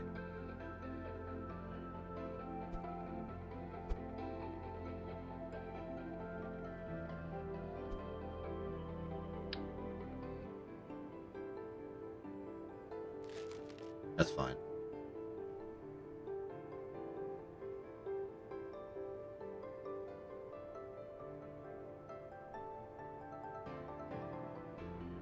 Okay. This is not a job for Roncut, this is a job for Enman. The cargo bay, we are going to need to make some changes to this.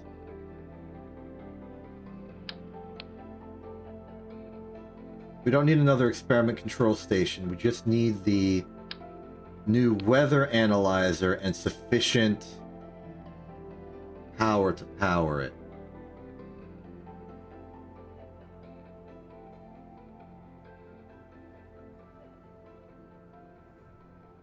I also want to try this thing out. The weather analyzer, this was the goob. Let's bring a work lamp stand. Just to see what it's like. Alright, launch the pod bay. Eventually I want to bring a science station to the moon and just set up a whole area. But I think we're going to need to make a moon lander with multiple crew in it, because I want to bring both an engineer and a scientist along with our pilot. Or at least get a probe that can run the ship as pilot. Alright, warp to morning.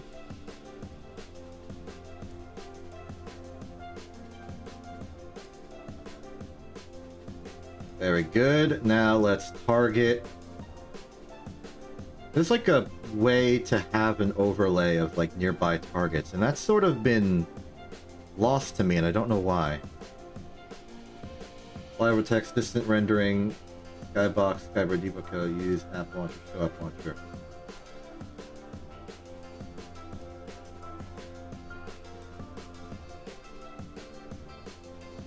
These are not what I'm looking for. What about you? Scatter system, lighting settings, visually highlight collidable objects? No.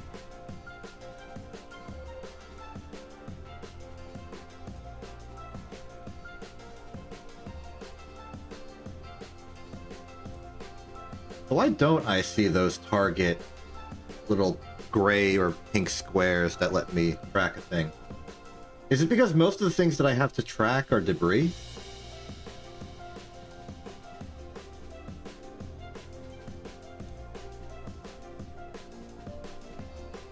Or is it because it's rendering these objects at, like, supreme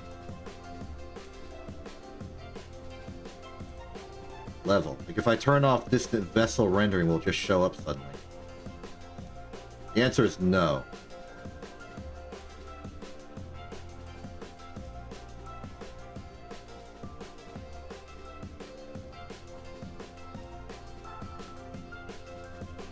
There's a way, and I don't know how. Settings. Shadow, ambient light boost, reflection, texture, highlight, effects, conic patch draw mode, doesn't matter, I don't have a map. Double click mouse look. Advanced tweakables I would like.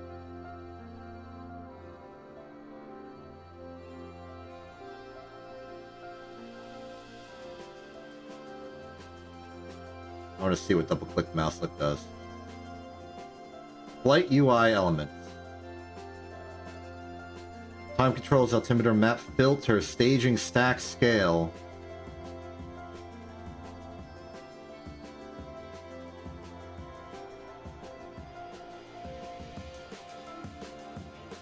Okay, so what happens if I do this? Ooh. Aim camera! We found it! Okay, forget getting a new mod. We figured out what I was looking for. It's out of here.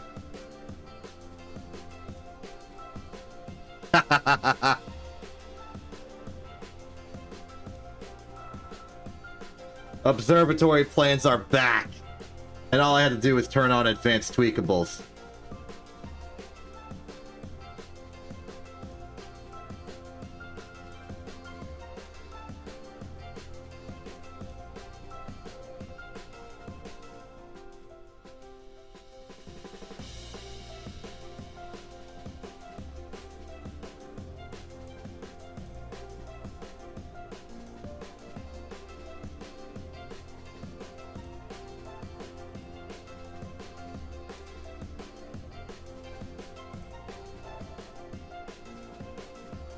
How do you like my little car, by the way? I think it's a good car. Simple to drive, pretty stable. It doesn't take turns that well. But you know, it can get one Kerbal and some other junk alongside it to wherever you need to go.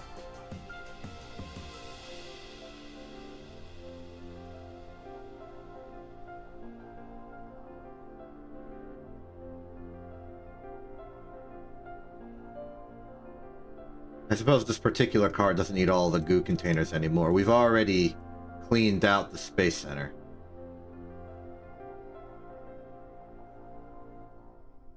Maybe I could have brought the arm. Did I research the arm? I don't remember.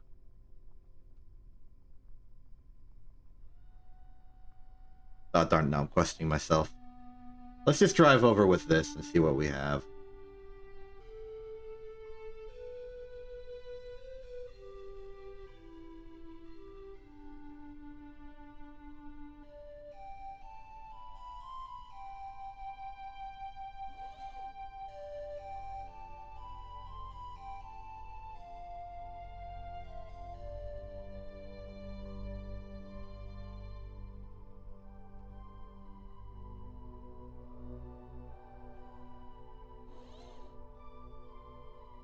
Oh, I heard the sound of the arm moving on the camera. For the goo. Yep, there it is. Almost there.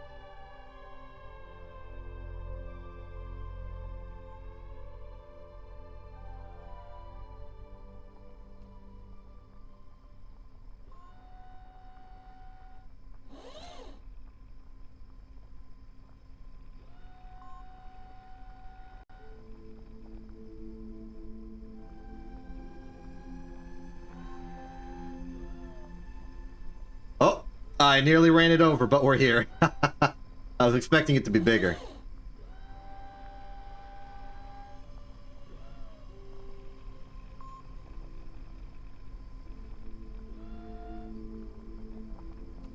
Okay. And then let's go do some science. So for safety, I want to make sure that we are deploying the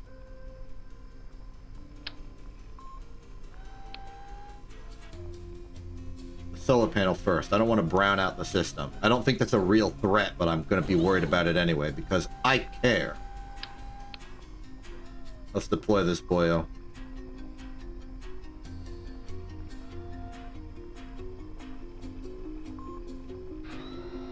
There it goes. Next up, we want to take our atmosphere boy. Oh, this thing's heavy. And we'll set it up near the goo. Goo's pretty important. Actually, no, we'll put it near the solar panels because this thing probably needs a good sight of the sky for atmosphere stuff.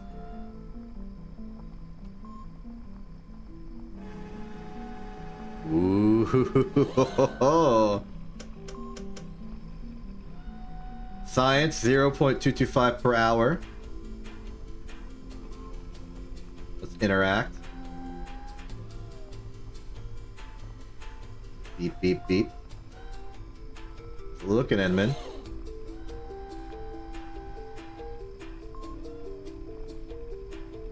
You know what? You've leveled up in your time. Wait, no, you haven't. You haven't been spaced that much. My apologies. Alright, so final thing we want to test out. Let's get that light bulb. Ooh. Full heavy load, huh? Well, I guess volume. Okay, how do we want to do this? We want lights on the operations mainly, so that's a lot of rotation options. L, J, H, N, I, K. Huh. I'm just gonna let it stand vertical.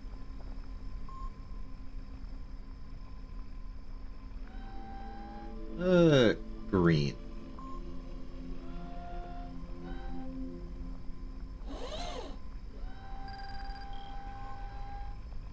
Oh, it has its own little solar panel. Okay, so it's internally powered. That's good. We can change the angle. That's real cool.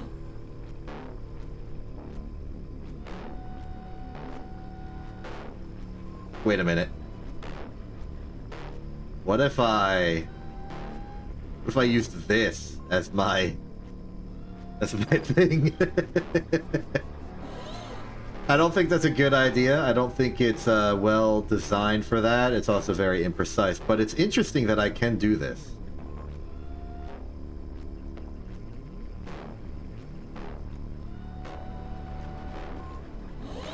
Alright, we got some blink. I don't think we want blink. And I don't think we want any fancy colored light here. This is a science installation. We want it to be good at that. Reset camera. Off we go.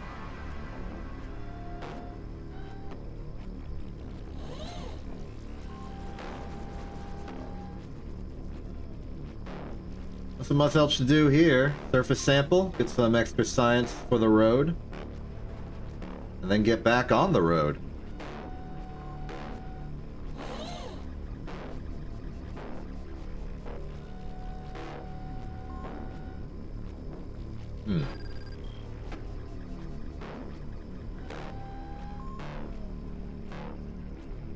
Seems like I have some faults in my understanding of how to do this well.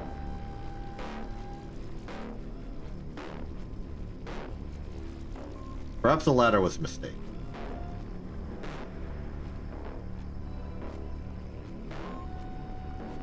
That's unfortunate.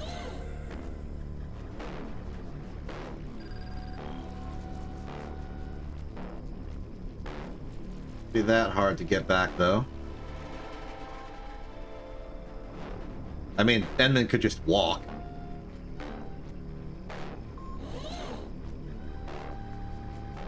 But he got in.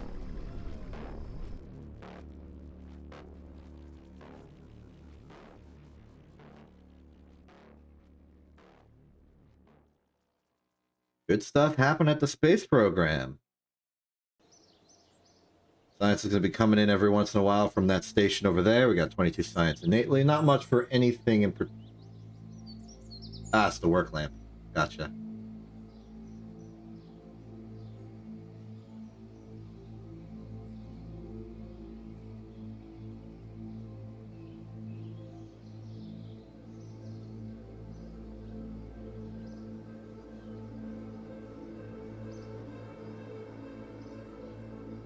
Sorry, I'm checking all this because I want to know if there's something that is turning off my ability to see targets.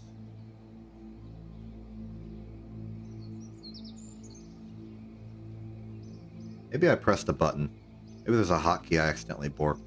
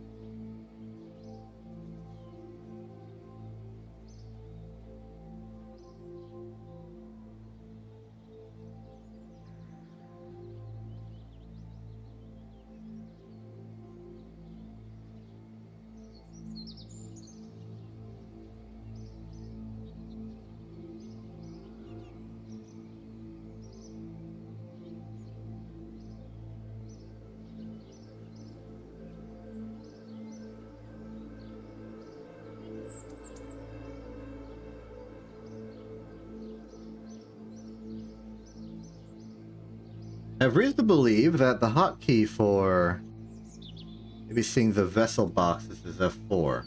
I will try that later. In fact, maybe I can try it now. Got a lot of debris off the shore, huh?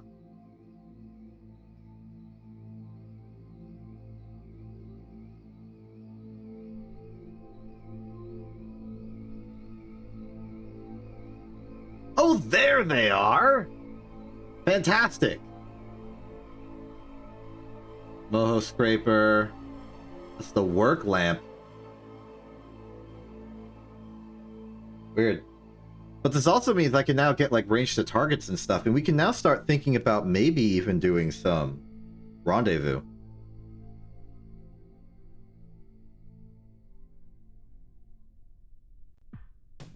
At the very least, this might be a way for us to get back to the same location on the moon and do a funny thing.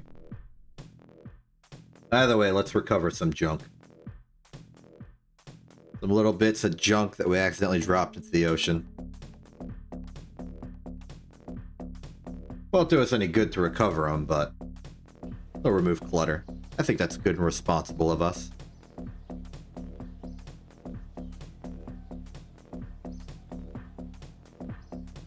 Cover some of that, cover some of that, cover some of that, cover some of that, cover some of that, cover some of that. Lovely.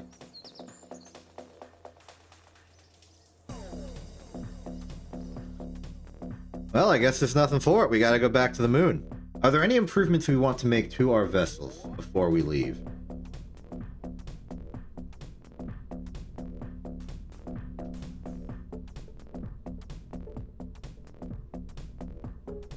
I can think of a few things. I haven't gotten any new landing gear, and I don't trust it with any of the new stuff.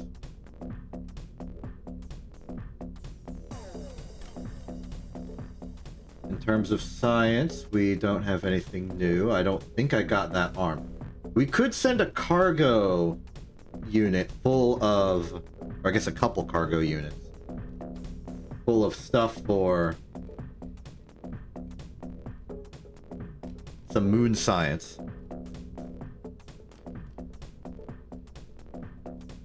If we can't do it at Mesopotamia, we can do it somewhere else.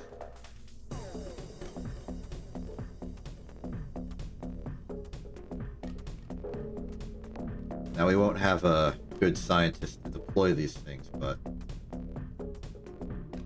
should be fine. Big issue is that the actual connection to carbon won't be that good.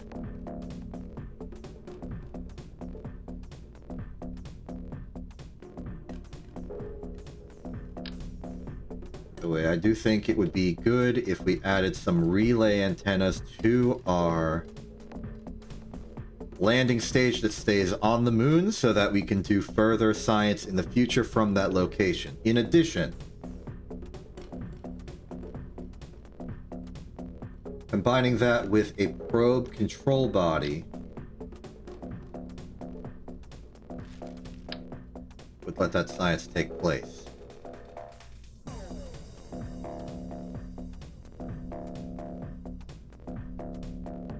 That'll fit.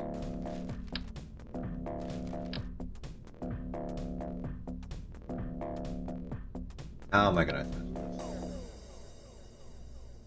Some small structural pylon, I suppose. Actually, that's perfect. Put the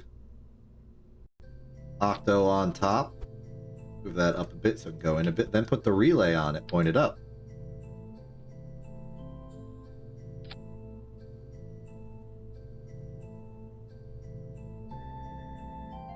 Can I change the angle on this? It looks like it might be...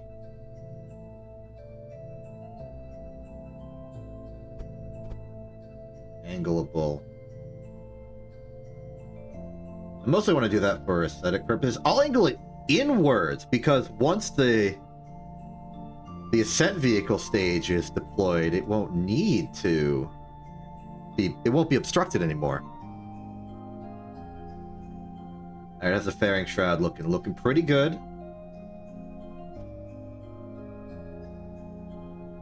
Anything else? We could improve electricity production by swapping out these solar panels.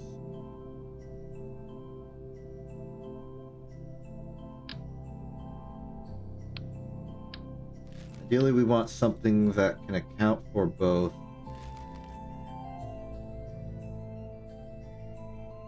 I'm gonna go for 1x6 because I don't want it to accidentally slap the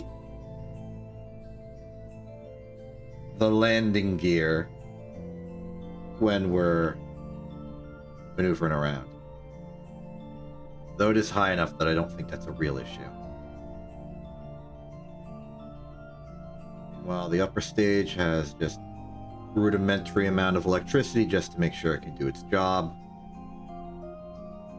Everything else is a little bit unchanged. Everything's a little heavier now.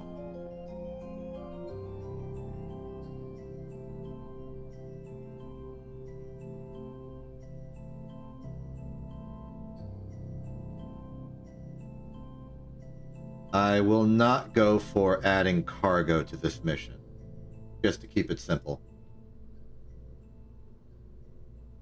All staging still good. To the bottom, radial detach. Bearing, brake and fire, re-entry, parachutes. Okay, everything's good.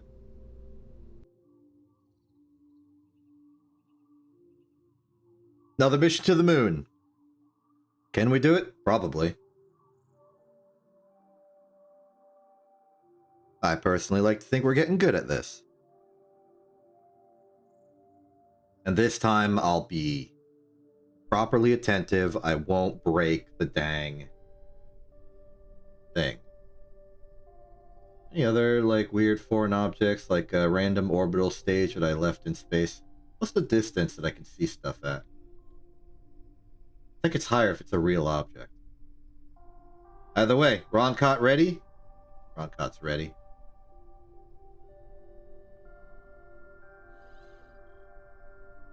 Moon landing number 2 attempt.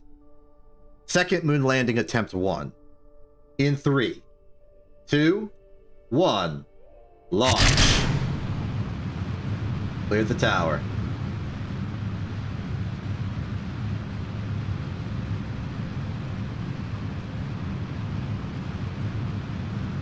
Good ascent, good ascent. Let's get a harsher turn.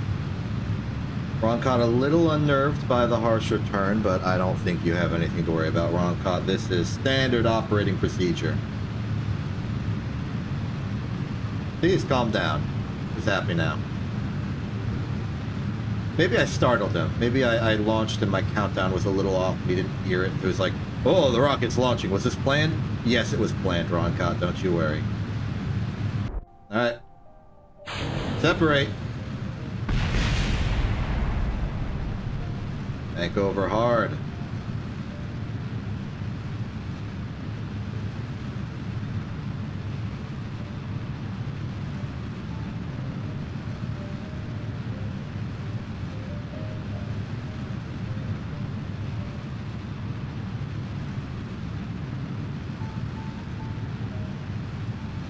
I'm gonna do fairing detachment soon.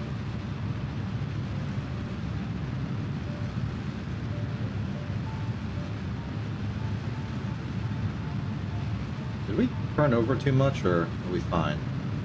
It's hard for me to tell in these early stages. Our speed feels strangely low.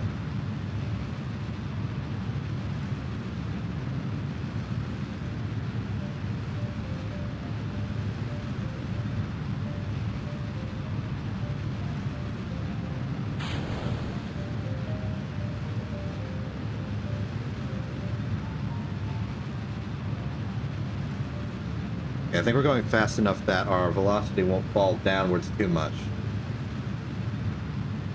We're at orbital speeds. I think we can go horizontal.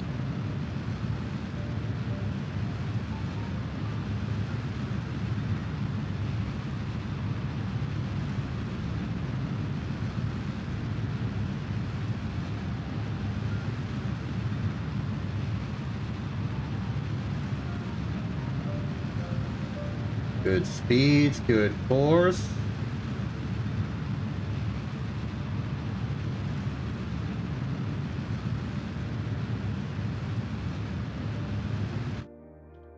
Alright, let's ascend up to vacuum and see what we're dealing with.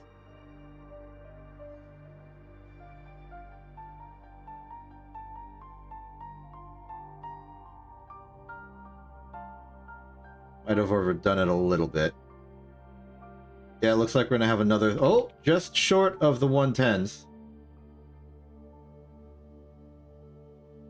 Alright, 107.533. Let's do the math.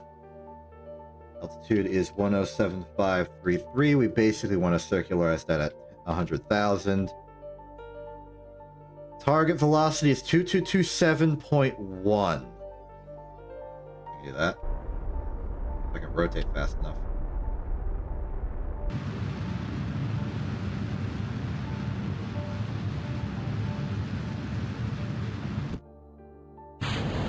Out of fuel, use the orbital stage.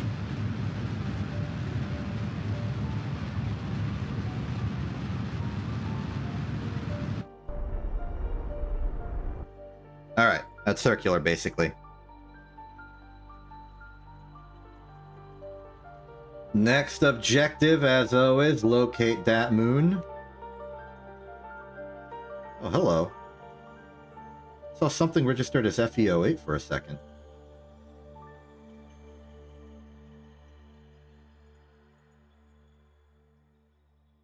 Little black dot of debris. Too far away to target, but it is real. Interesting. Anyway, moon's over there. Let's align ourselves. Right on there. Wait until we hit the other horizon of Kerbin. It'll be tough. I can barely see the stars.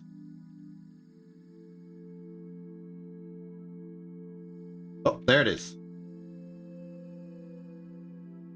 Stars. I kind of have to see it by where there are and aren't stars. It's like a metaphorical membrane. Okay. 98323. 98323. We want a target radius of our calculation of the moon's radius. Target velocity is 38.8.1. Let's begin. Gotta be a little careful. I'm actively, consciously noticing that we have a bit of an inclination.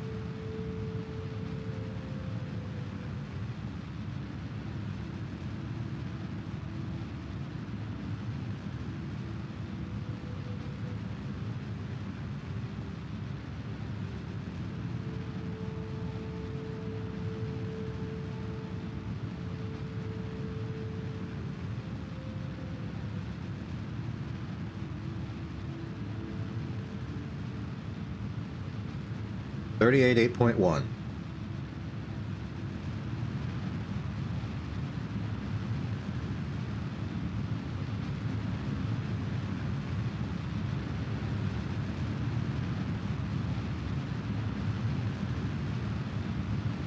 $30.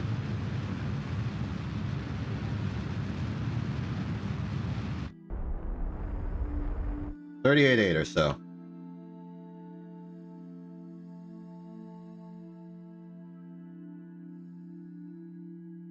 To the moon.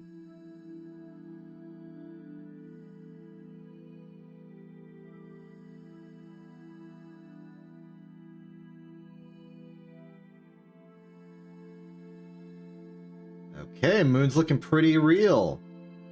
Trajectory seems to be putting us on a pretty high periapsis orbit. Again, going to be going retrograde. That's okay, though. Let's get some of our systems employed.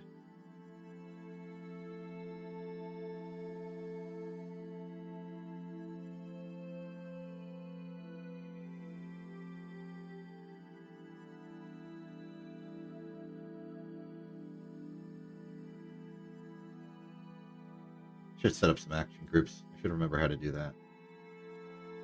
I should also remember to do that. Okay. So from here, the normal strategy of correcting from hyperbolic is just descend, decelerate, wait till it goes, camera flip to say we have a collision course, and then back up a little bit.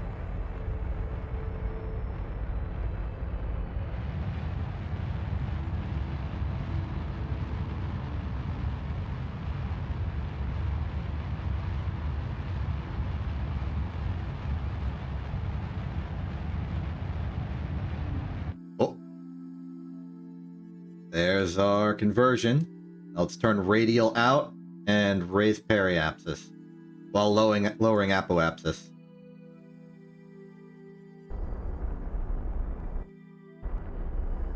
A little more just to be safe. Don't want a near hit of a mountain.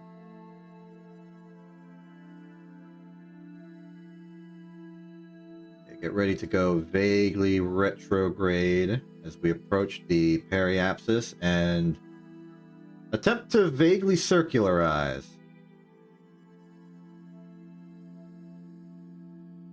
Ooh. Solar eclipse happening right now. Neat.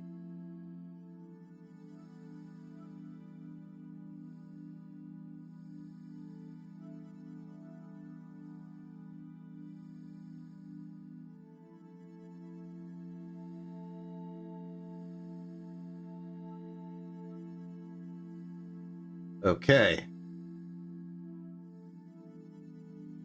We are got to get our measure on periapsis. Periapsis appears to be 3683. Altitude of 3683. Target altitude of, let's once again go for 10,000. Target velocity is 518.8.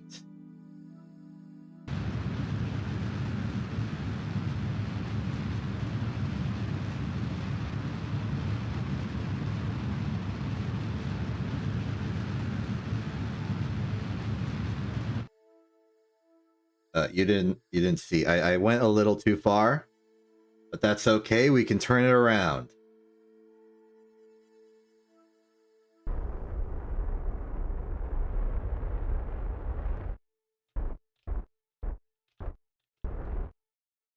Close enough.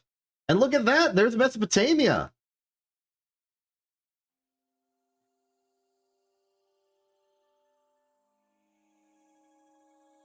So we can actually get pretty good eyes on a distant thing we care about.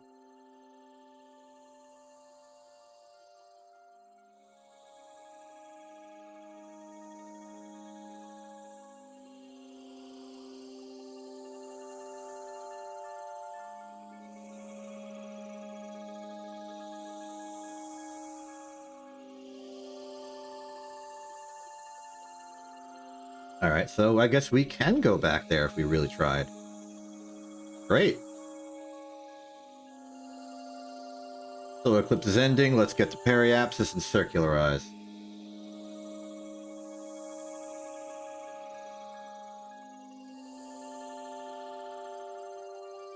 Our ending speed was a little higher, so we can expect the periapsis to be a little higher than 10 kilometers.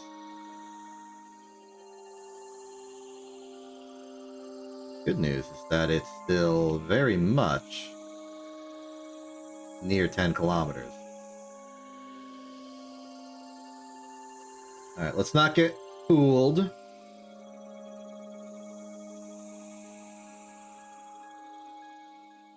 Okay. 10660. Target speed of 555.6. And make sure it's set to orbit. We messed that up last time. Bit higher.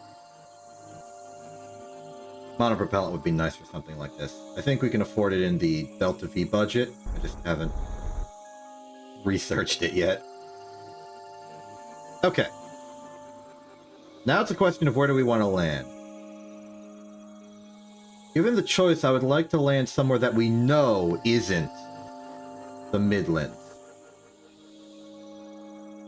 And given our circumstances right now, I would like to land in the day side. That tells us that I think I would have liked to land in this crater if I registered it a little sooner. Another option we have is this sort of canyon-y area.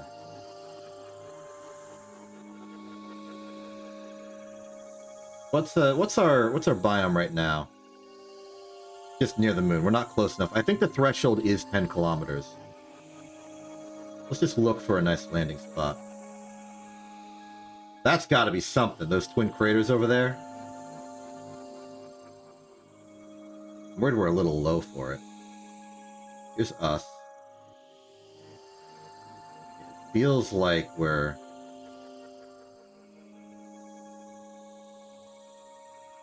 going below it.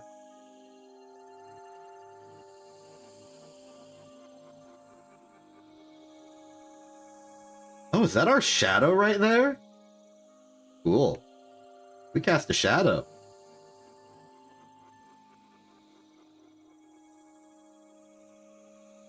Okay, we're flying under this crater here. What's the biome? We don't know.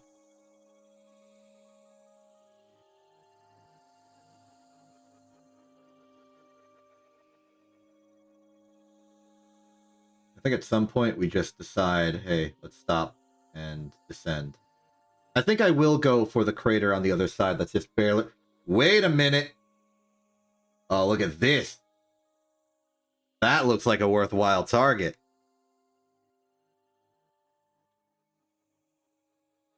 Alright, I don't exactly know the profile of our descent speed and stuff, but that's gotta be something new. Okay. Let's go suborbital. Let's also open these up.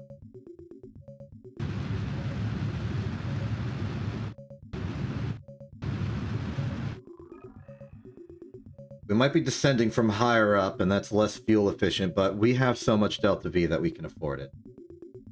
Can't see the map still. Report, what's your take on this? We're under 10K now, so you should start be seeing some... Huh. I wonder what the actual altitude is.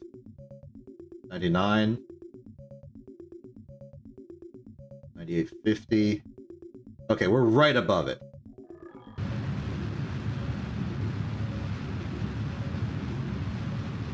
$97. Oh, no, it was an EVA report. I remember now. The twin craters.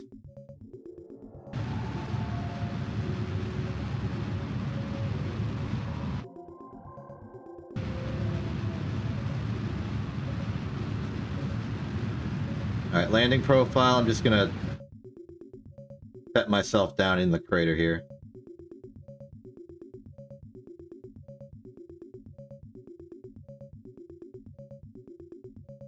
Maybe that crater. It's all in this crater. Just craters and craters. How about we go for this? The overlap between these two craters.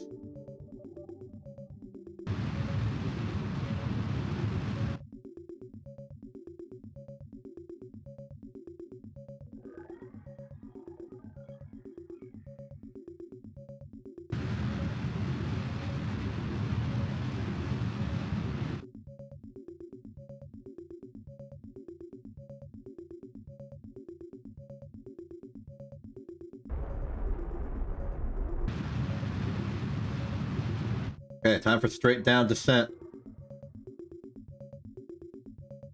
Wait, vaguely retrograde and get ready.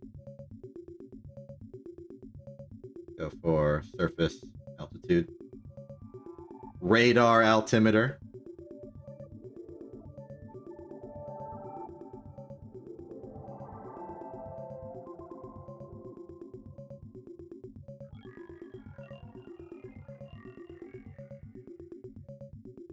That looks important.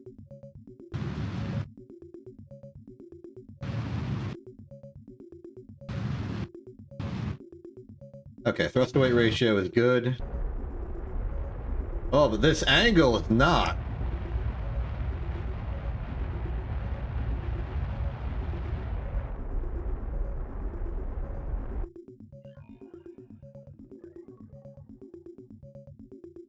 I have a few concerns.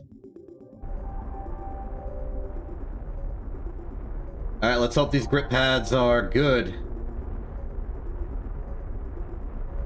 Cut engines! Assist the radial out!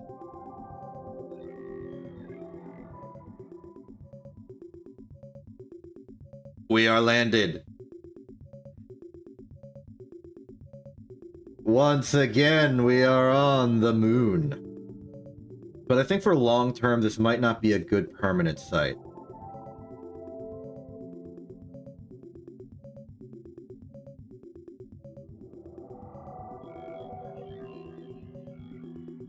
Kind of on a hill and all.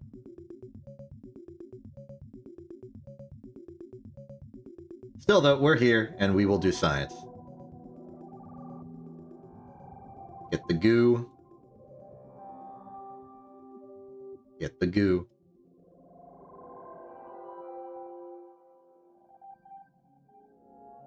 Material study. Material study. Good here. Pressure data is good. Temperature is good. Crew report. Collect all data. Roncott, I'm going to need you to take the data, and I'm going to need you to store the data. Then I'm going to need you to take an EVA report and a surface sample. Nice.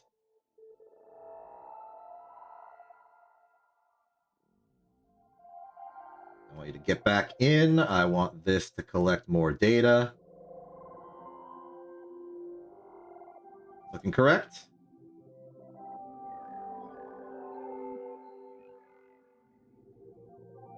I think we should, like, acknowledge this place. Give it a flag. Designated a proper site. Okay, what do we call this place?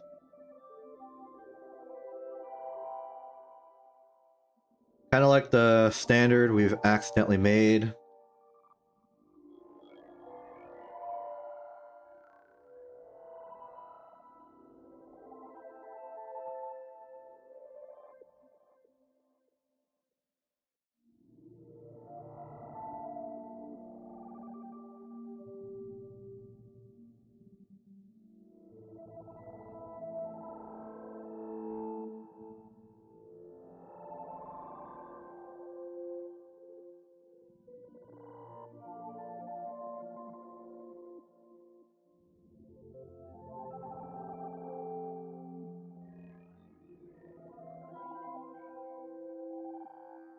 I'm researching in case you're wondering. I'm trying to find a good name.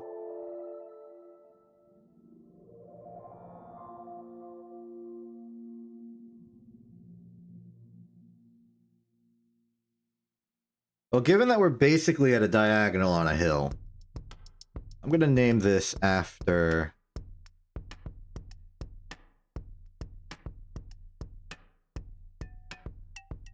a thing.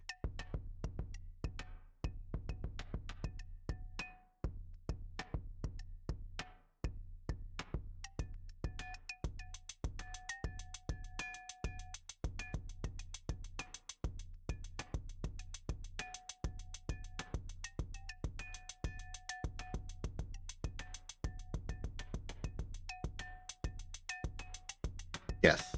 Yes. Okay. Nice patriotism. Let's plant the flag for that patriotism. Allow me to welcome you all to Cliff Palace.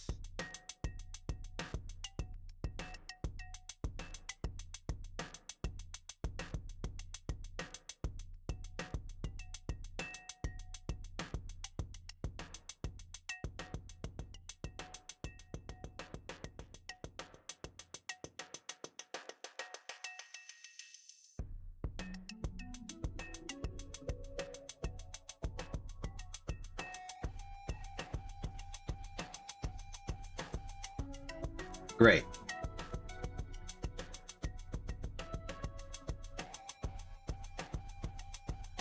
All's well here. Research has been extracted. There's one thing I want to do.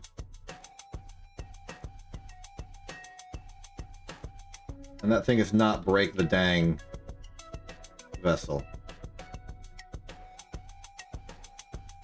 Because when we landed up the hill, we discovered a thing. And I don't know if we can innately do science on those things, but I want to try.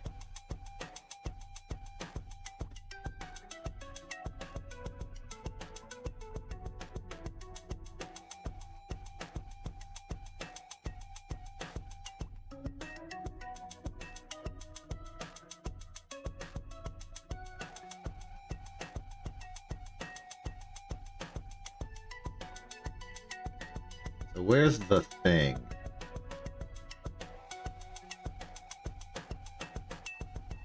Is that the thing? Could be the thing. It was definitely on this cliff ridge. Well, crater. Crater census designated location.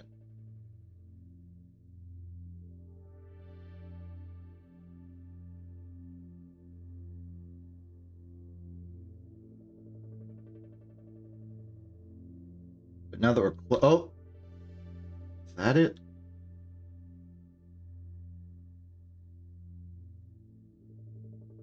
No, it's ahead of us. There.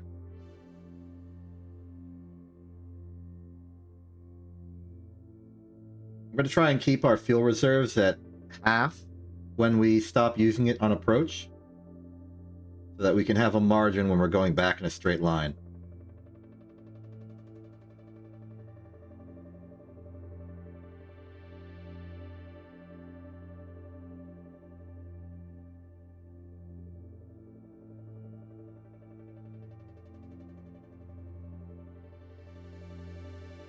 Okay, we ran out of margin.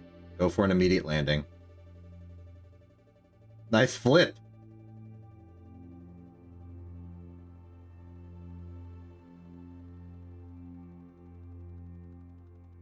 Alright, Roncut, you're gonna have to walk the rest of the way. I apologize.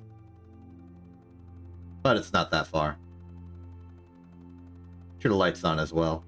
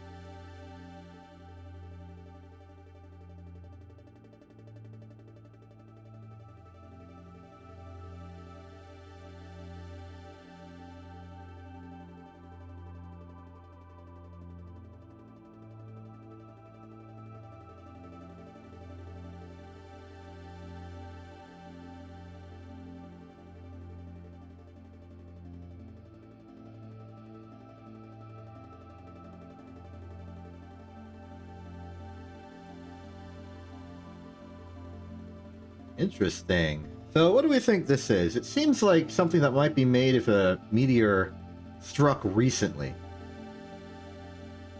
If I were slightly more foolish, I would think it might be some sort of volcanic activity outcropping of natural gas, but I don't know if the moon is or was geologically active enough for that.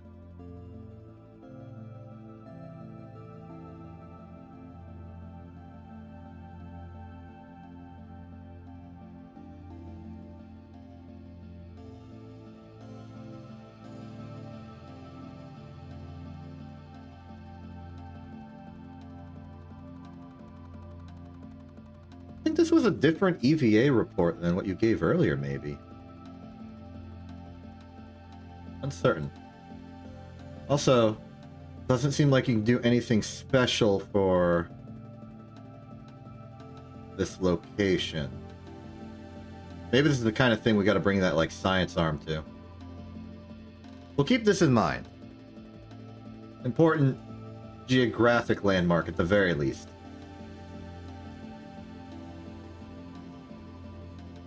Alright. Time to head back. Away we go. Now that we're not scouting it, it should be a much more direct line. So I'm not so worried about our fuel running out. I'll still try and be careful and not waste it. And just let us coast on through at a reasonable speed. Over the cliffside.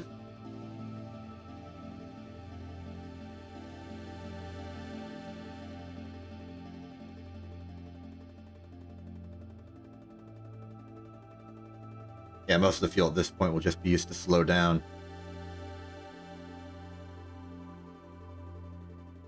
Hello, rocket.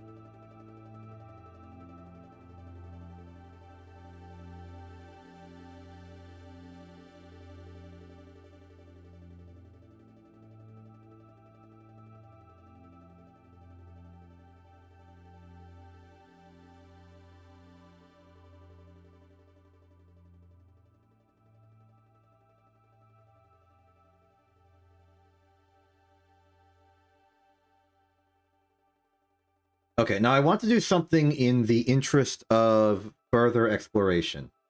I think that when I detach from this ship, I will lose the ability to control this because we don't have a direct line to Kerbin anywhere in the sky. So I need to rename the vessel now.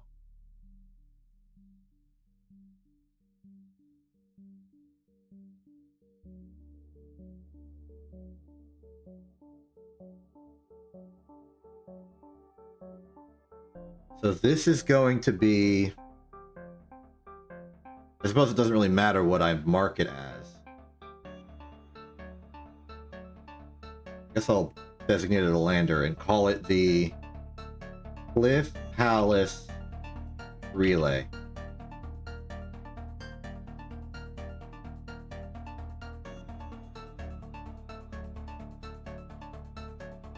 Control from here. Everything's good on our end. My objective is I'm going to launch up, I'm going to get my bearings, I'm going to point east, and I'm going to circularize.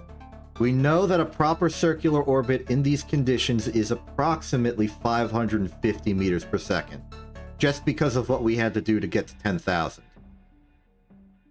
So I'm going to aim for 560 just to be safe, and then we'll sort of manipulate it from there. Okay, so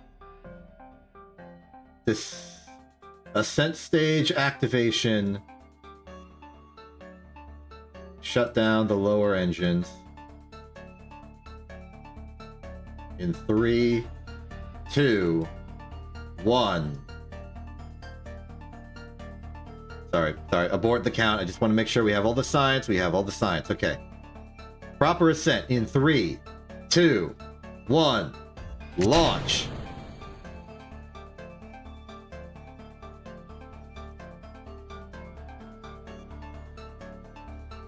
Ah.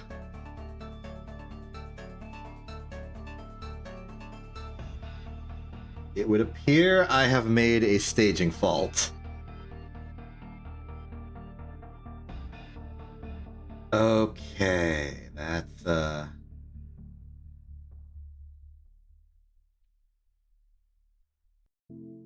annoying.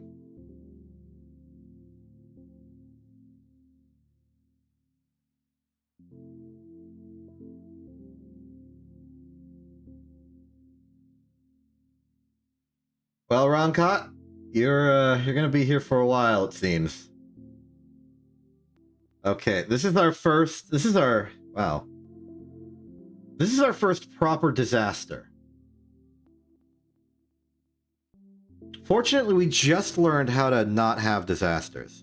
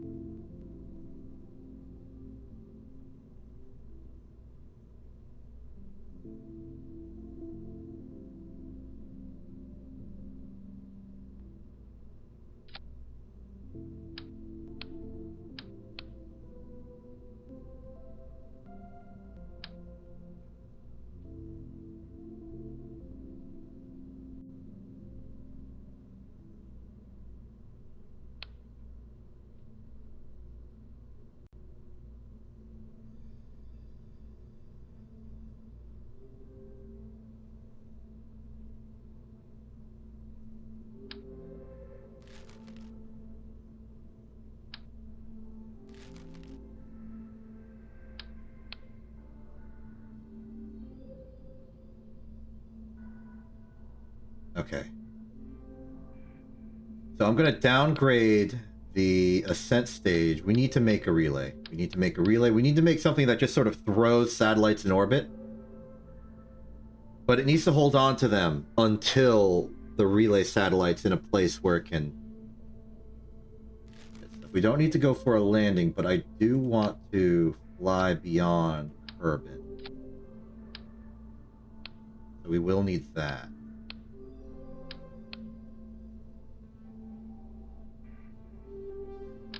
Put that down too short, please. Thank you. So now, instead of science stuff or the landing, we want probe stuff. And these are going to be like dead simple probes.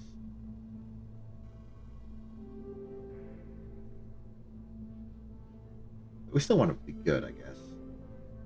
So coupling will be done via a small surface-mounted structural component like this.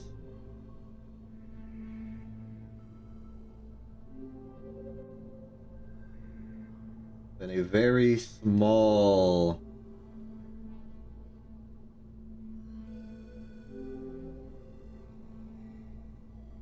decoupler here.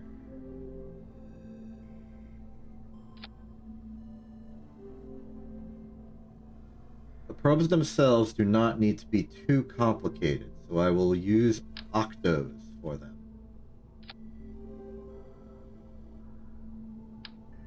I like to build this from here so that we can get the full advantage of symmetry as I do this. Okay. Nothing fancy.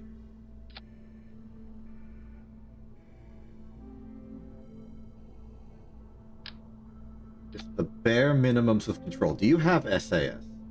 You have reaction wheels. Good. Electrical. We won't always be facing the sun, perhaps, so let's just put on some battery.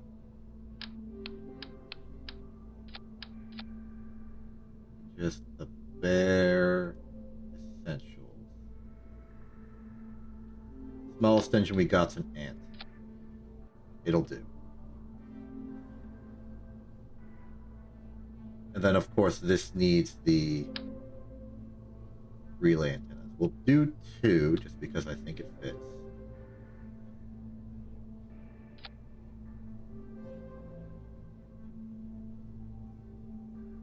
Alright, if we're doing 2 big relay antennas... Nope, keep those on. Then I want to upgrade our solar to...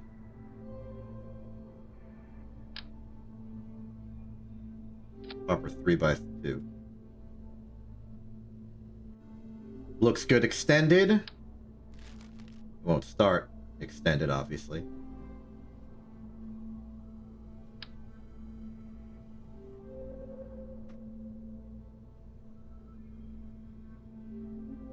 Put them aboard like this. Would prefer 4. Can we fit 4? We cannot fit 4. We can fit 3.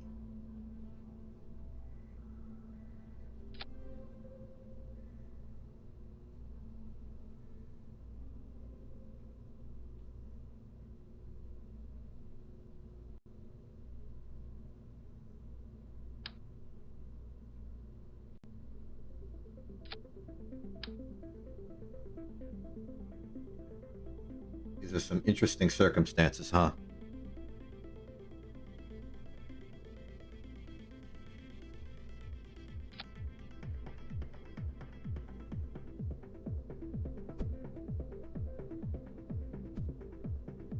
Okay, here's the plan.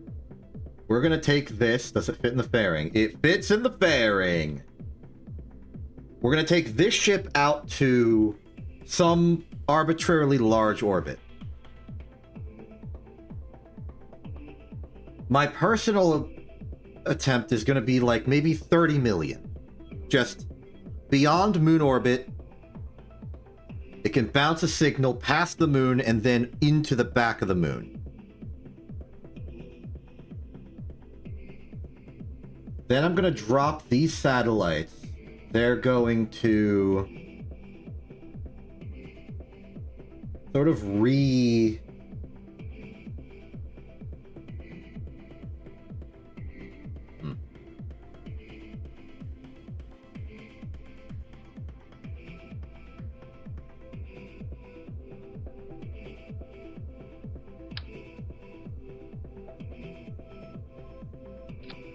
There. Look at these struts, also good. Okay, okay. We don't even need these, we're not landing. Get rid of that. Okay, okay. So. Don't need that. Here's the plan. This ship is going to act as a sort of satellite deployer.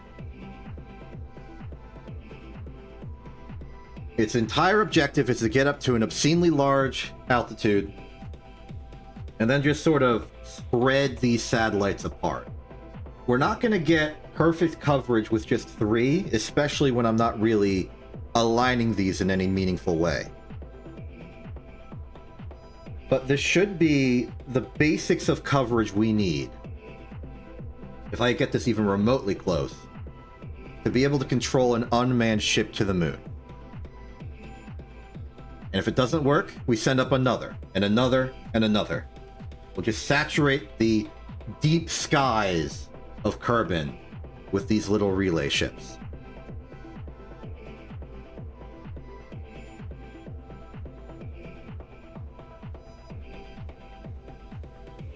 That's the plan. That is the plan. Now this ship does need a pilot. Kind of. It really should. We do need it to be chaperoned for the very first excursion. So as much as I've built this ship, it's not ready to go.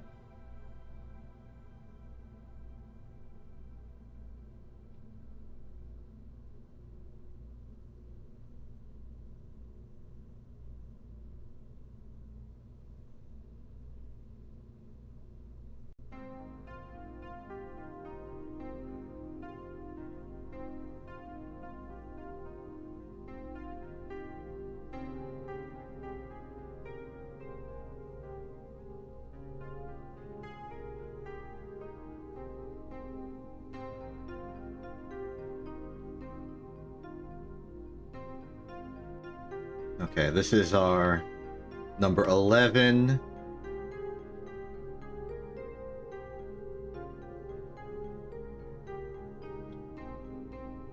The rangefinder. This is actually a reference to the original test chips I made long ago when I first had this idea. I put satellites in orbits with, proper DSN and tried to measure the parameters of Kerbin. That's how I knew that this idea would work. Okay, so stage, fairing, stage,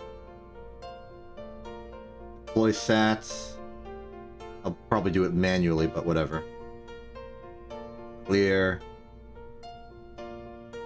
clear, clear, clear. All right. Rangefinder deployed. I'm going for a target altitude of these at 30,000 because it's basically double to triple the distance of the moon. And the slower these go, we could switch to these satellites and see, hey, is it kind of ish behind the moon right now? And know if it's in a good time to do a mission or an attempt at landing. But first we need a new pilot.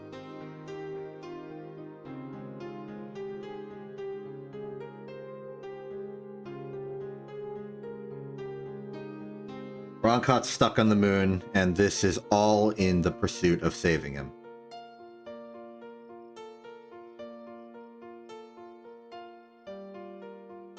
Okay, new pilot, new pilot. We only have one option right now, and we'll take it. How do you pronounce that? Is it Tedamone? Tedamone? I think I'm gonna go with Tedamone. Alright. Tedamone Kerman, you have been brought into this program in a time of great peril. Our hero pioneer Roncott is stuck on the moon, and your actions here will prepare the rescue mission. We shall build the infrastructure necessary to land unmanned on the moon and pick Roncott up. We are not leaving him behind. Okay. Rangefinder 1 in 3, 2, 1. Launch.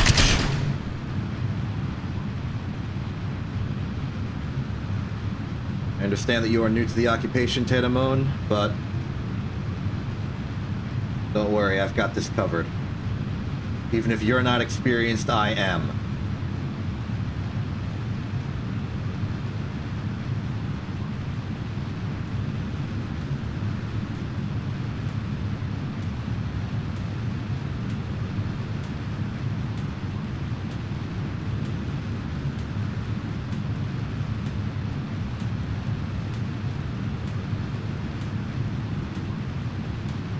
Page expended. Now.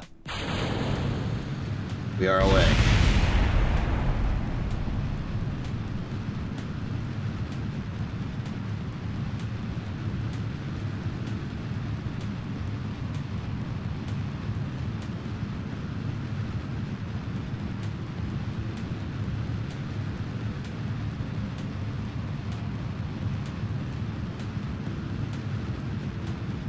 Hey, look at Tedamone, he's getting in his groove.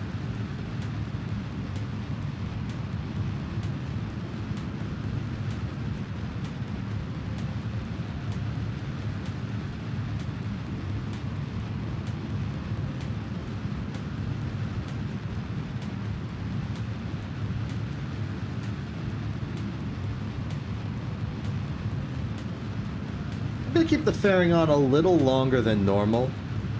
Just because we got a lot of components inside. Delicate components.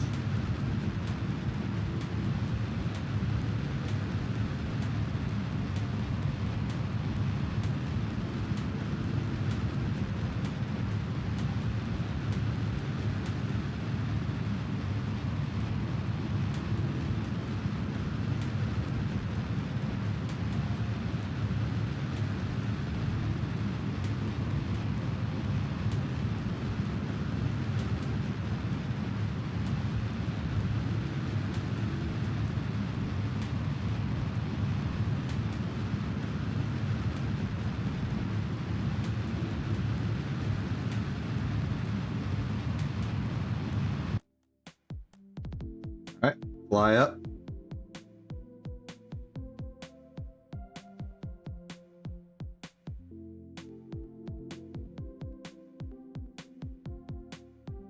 Welcome to space, Tedamone. Even if we're in the middle of a crisis, I feel like we should celebrate your new arrival to the program. Like, I'm happy you're here.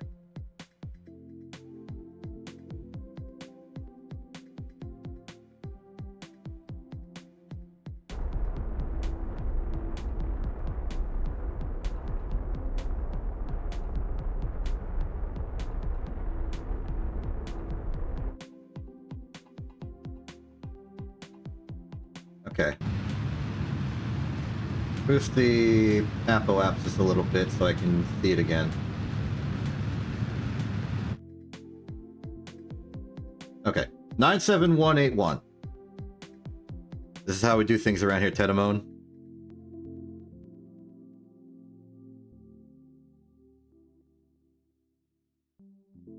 Actually, how about we just do the injection now? We want 30 million. That 3145.8. Okay. Tedamone, are you ready for a long flight? Because that's what we're getting.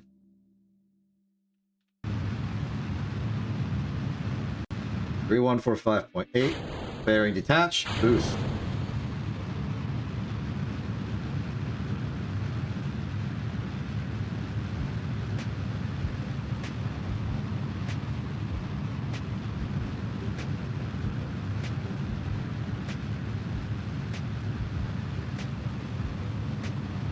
Once we're out there, we'll start converting over to our systems.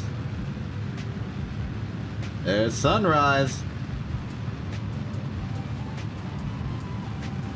Oh, I forgot to convert over to the heck. Oops. I intended to do that, but I guess I undid it somehow.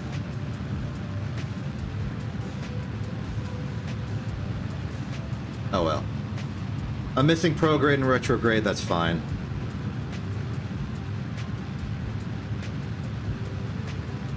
.3145.8.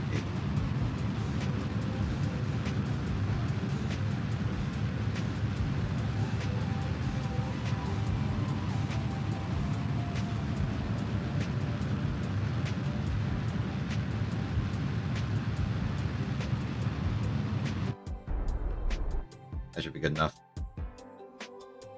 Off we go. Uh-oh, the moon's right there. Did I accidentally fly straight into the moon?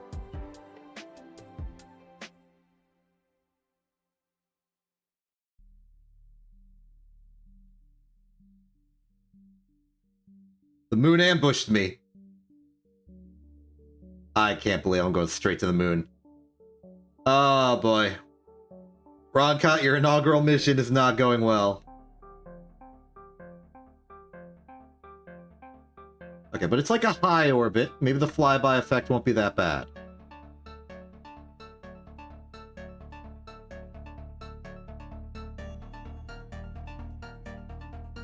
Maybe this is exactly what we need.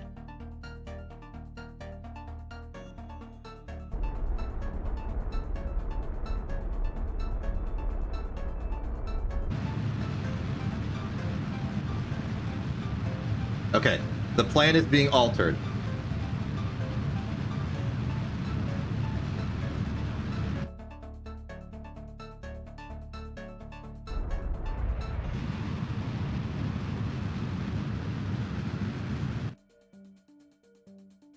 Okay. New plan, we put these in orbit of the moon. High equatorial, basically. Okay. 978375.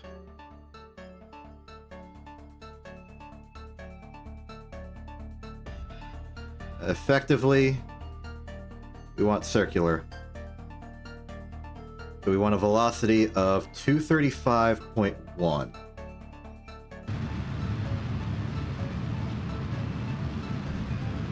Heck of a birthday, Haunted Amon.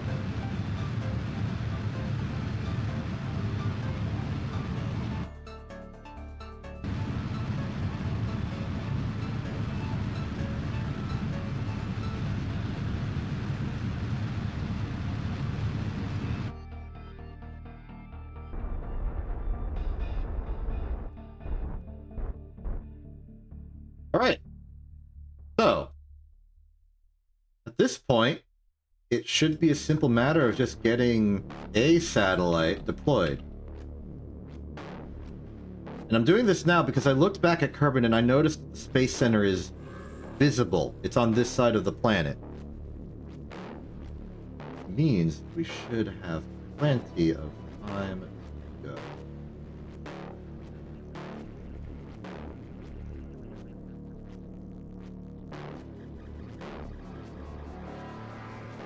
So, see how we do.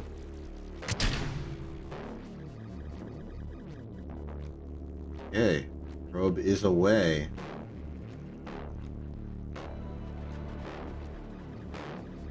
We have control.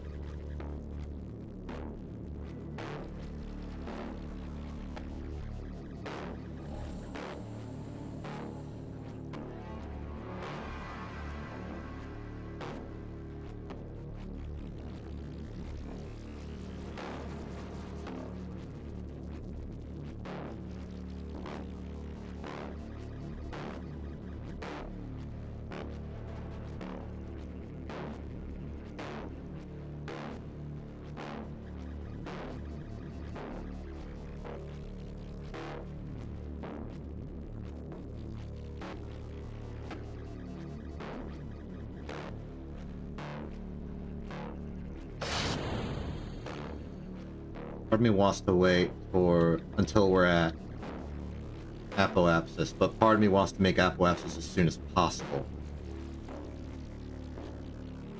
Okay. Here we are. 978810.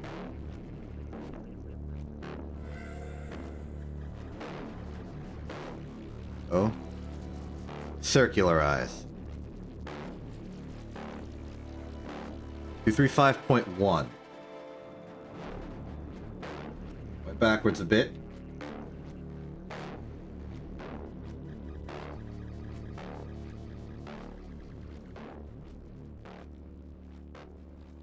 Okay.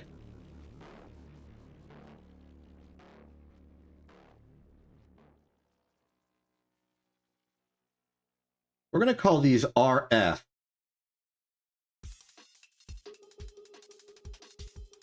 Moon 1. So RFM01.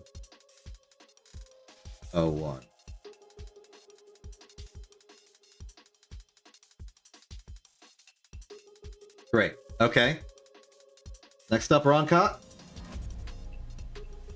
We're going to cut your orbit by a bit.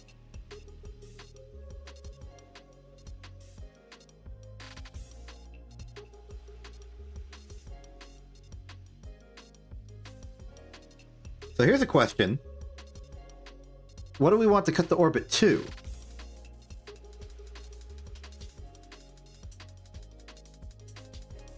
Back at Roncott, by the way. Or, sorry, Tedamone. Sorry, I'm used to only having one pilot. It's Tedamone right now. So, what do we want our new orbit to be? Ideally, we want to separate these 3 satellites equidistantly along this orbit. Now, I'm obviously not actually going to do that. But to do that, we need to make our orbital period and get right back to this point happen in either 1/3 or 2/3 of the time of the orbit we just left.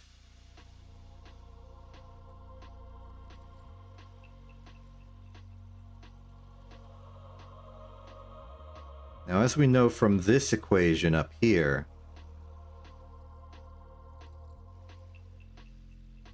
we know how to get the orbital period, but we care more so about the ratio of the orbital period right now.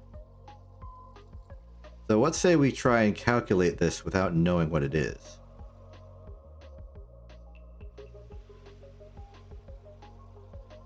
So let's do this like this. Circle constant squared, semi-major axis cube, divided by gravitational parameter equals the period, and then you'd square root this thing. So we want a period that is 2/3 this one.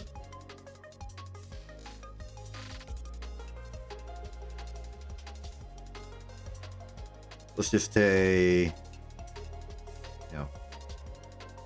2/3 of this equals this again, but with the new semi-major axis.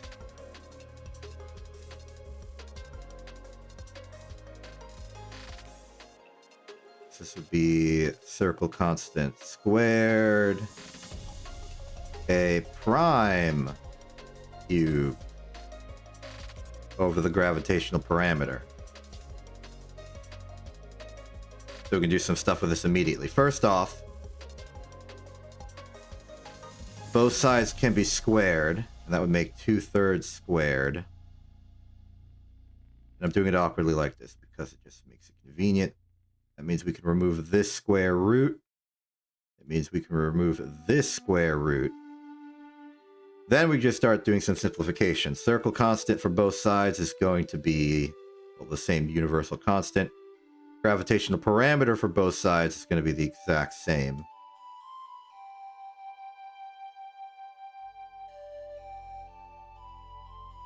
Now we got to be a little creative.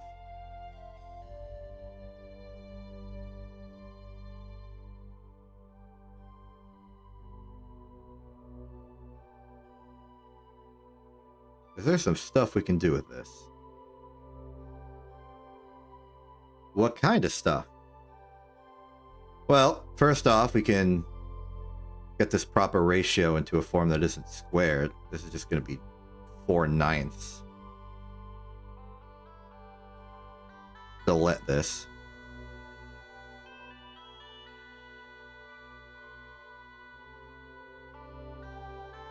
So 4/9 are old orbital semi-major axis, which is to say our average radius over apoapsis and periapsis. I'm not going to finish that sentence. I'm going to restart. 4/9 our old semi-major cubed equals our new semi-major cubed. This also means that we can cube root both sides.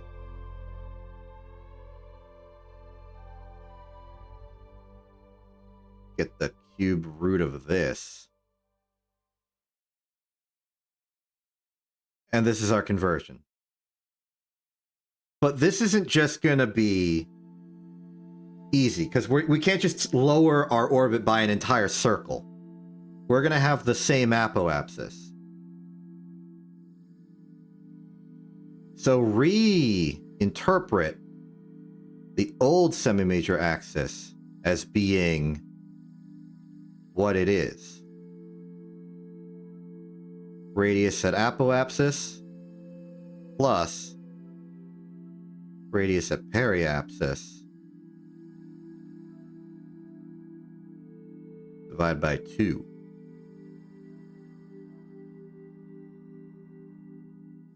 And then this one also gets that treatment.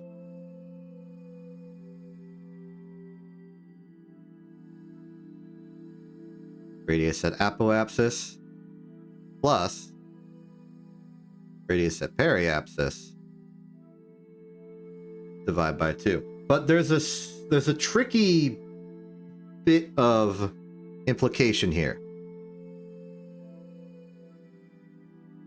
The first radius of apoapsis and periapsis are actually the same thing because it's a circle. And this is always going to be the same as this because this is our starting point to everything we're doing.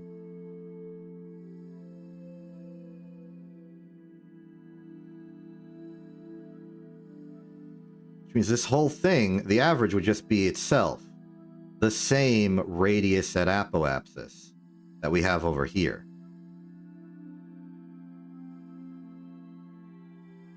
And all we really want out of this is radius at periapsis, so let's do that math.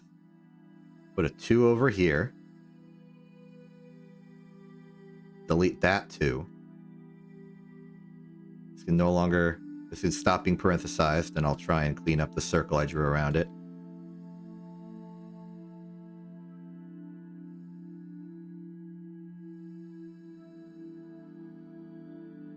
Clean these parts up.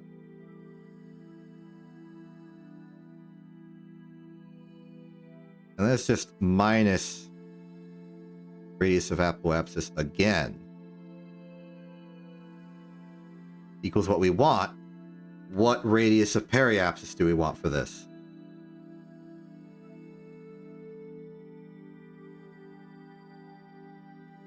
Another bit of a thing we can do here is we can say, hey, take out the radius of apoapsis right now. This is all going to be 2 times the cubed root of 4/9 minus 1 equals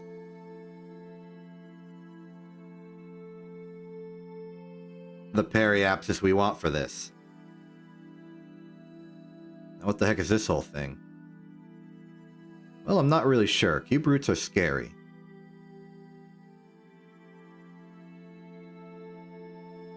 Fortunately, we have a thing that does math for us. It's right here. Let's figure this out. Let's just get that, like, numeral constant in. So that's going to be 2 times the power of 4 divided by 9 to 1/3.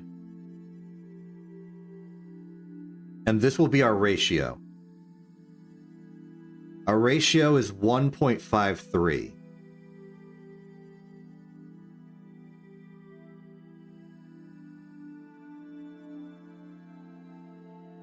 Wait. I forgot the -1. There's the -1. Our ratio is 0.53. So our apoapsis needs to be, our periapsis needs to be our apoapsis times 0.53. What is our apoapsis right now?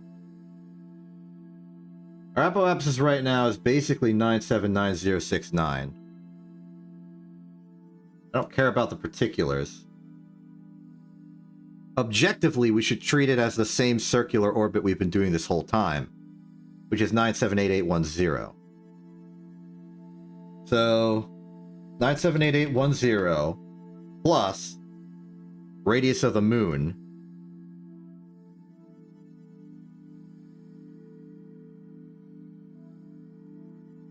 take that which we've just designed, multiply it by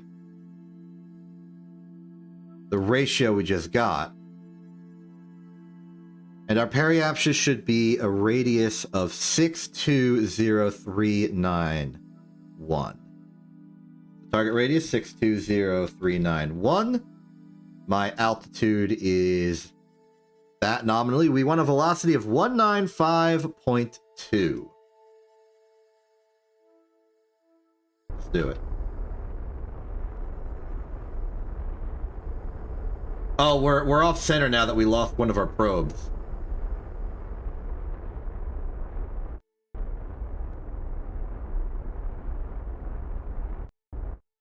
All right, that's close enough. Now we orbit around back to apoapsis and then circularize.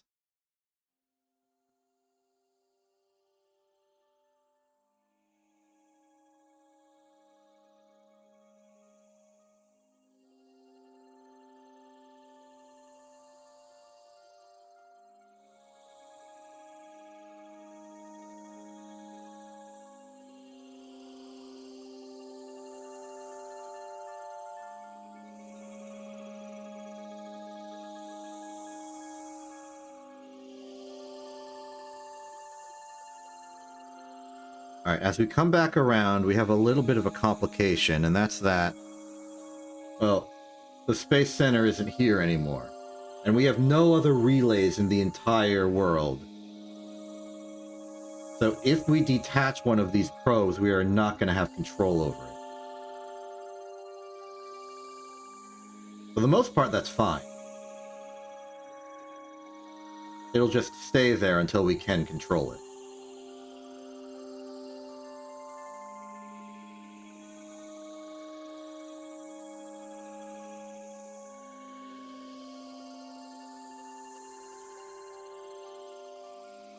Okay, prograde. All we have to do is revert to our old orbital speed that we just had. And I forgot what it was.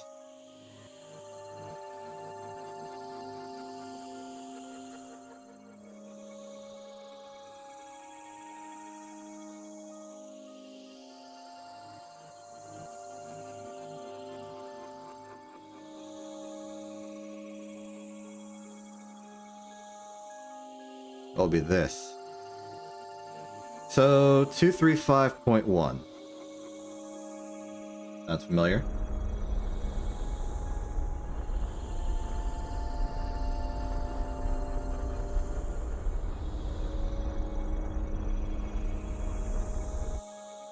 Perfect. Now let's set up the next satellite. I'm going to try and jettison it in a way that it keeps the same orbital parameters. And just let it coast until Kerbin is available.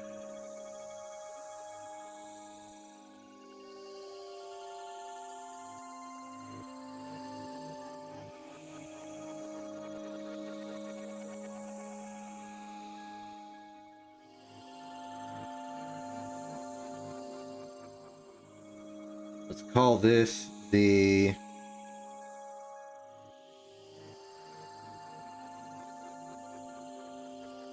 I forgot what acronym I used. Oh yeah, rangefinder. RF M02. I think it's RF-M02. Accept.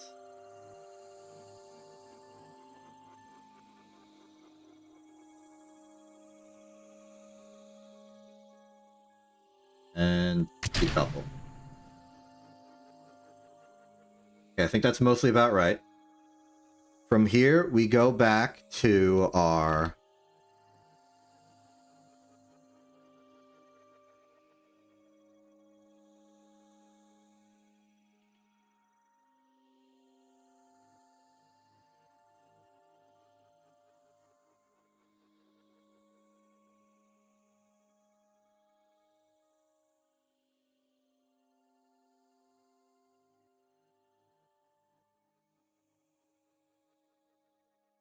Sorry, a little math confusion. Back to our 195.2.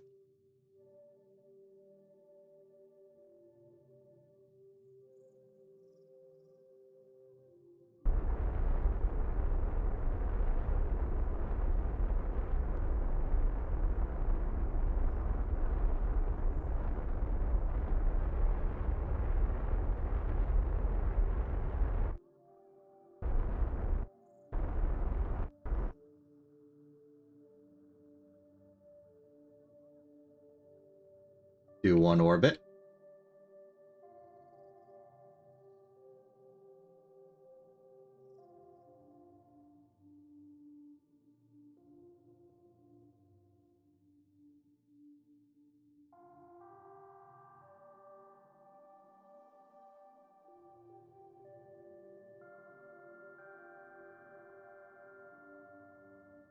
I missed. I'm gonna go... Wait, no, I can't go around again.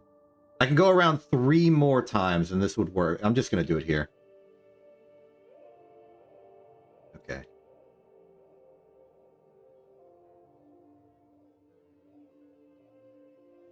Two, 3.5.1. Like I said, these don't necessarily have to be perfect.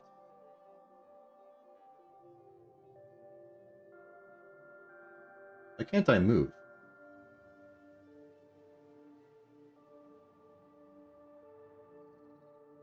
We're out of power.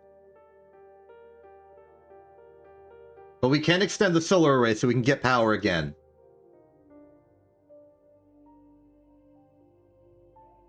Nope, it's being blocked, but no, wait, it's just rotating. Okay, we have power again. Wacky problem to have. Anyway, 235.1.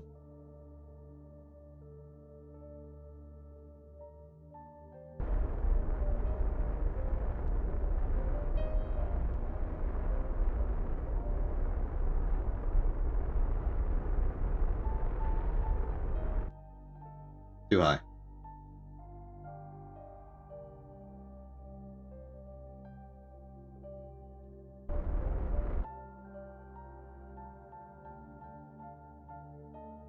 Okay.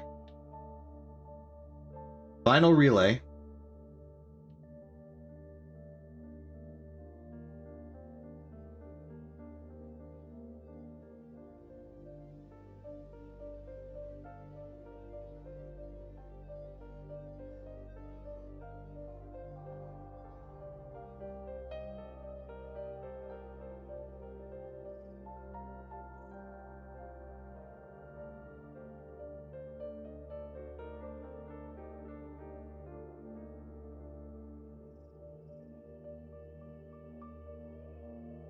Trying to make it eject that normal.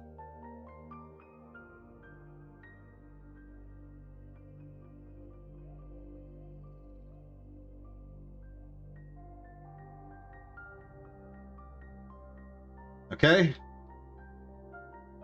Final relay. 3, 2, 1.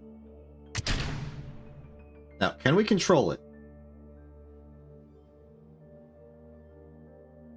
Not right now. but we will. We just need to wait until Kerbin spins around and the Space Center's in sight.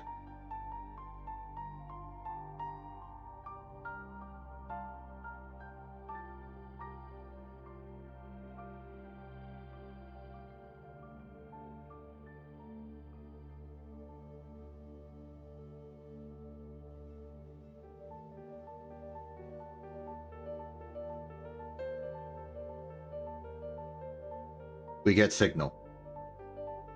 Okay.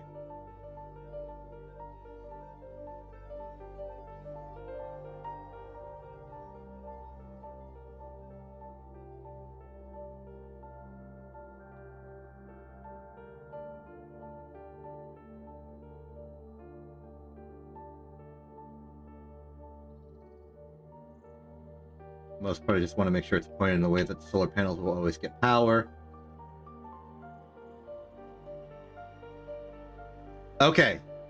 Okay. Now, if I'm right, we should be able to have control over number 2, simply because they're kind of making a triangle. And in that triangle, as long as one of them can see the Space Center, all 3 of them can. So if we go to the tracking station, we just confirmed we have control of number 3, and I don't expect it to change that quickly.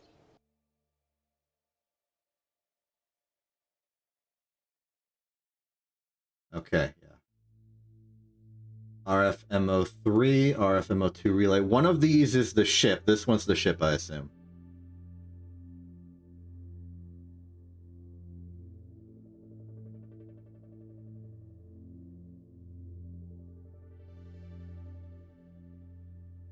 This is kind of exciting.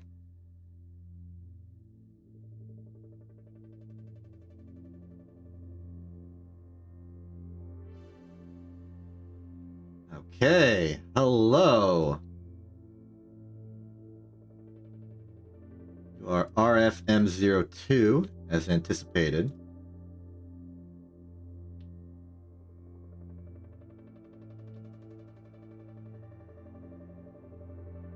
Orientation, the solar panels will always have target. These will change their coordination. But as long as we get back to the moon quickly, it should be fine.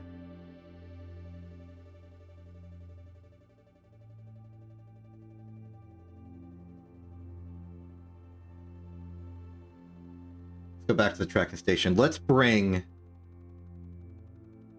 our intrepid new pilot back home. Which should be pretty simple. That's this one here. What is actually supposed to be the rangefinder, but I had to do some creative naming.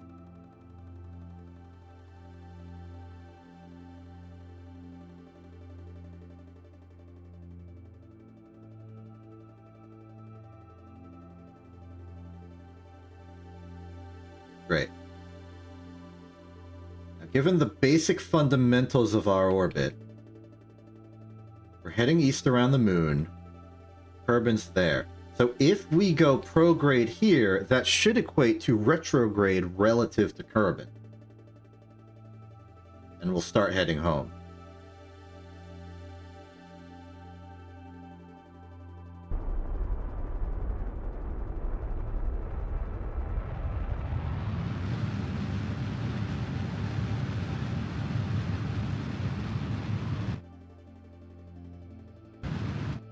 Not certain how much it takes to escape velocity from here.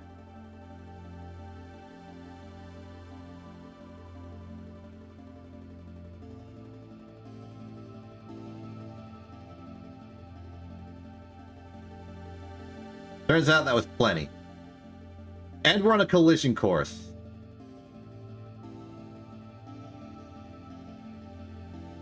Let's speed up in that case.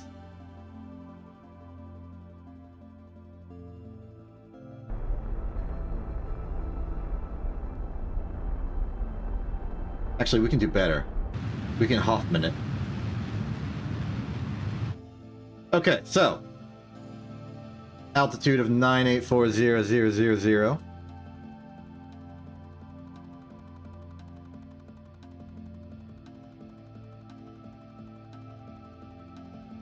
Target altitude of 25,000. 195.4.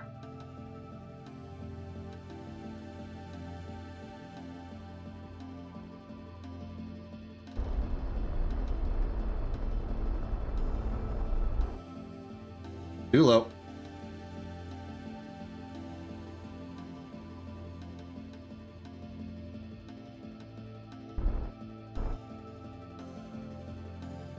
Good feeling about that one.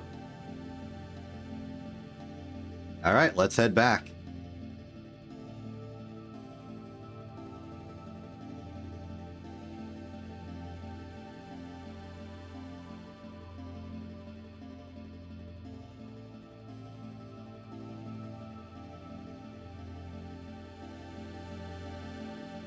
Good, we're hitting atmosphere. We're not colliding at absurd speeds.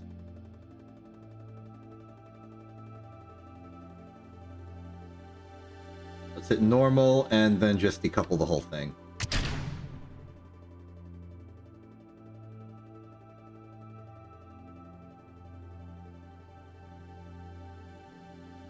It didn't have a probe on it, so I couldn't use it as like a bootleg additional orbital relay.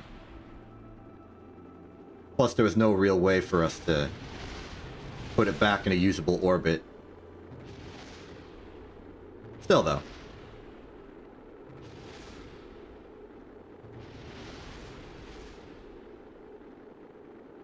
Dedamone Kerman, you have done good work today.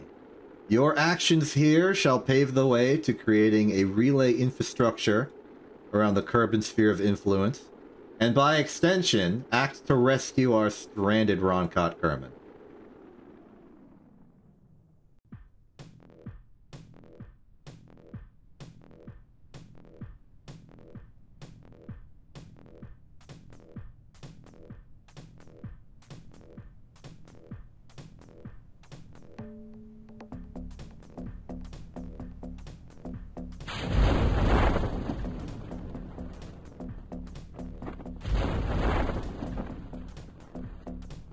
So now, at the very least, we have one good thing going for us. As long as the moon is above Kerman, we will have effective ability to use probes in Moon's sphere of influence. Except in extreme cases near the poles. That'll be good enough.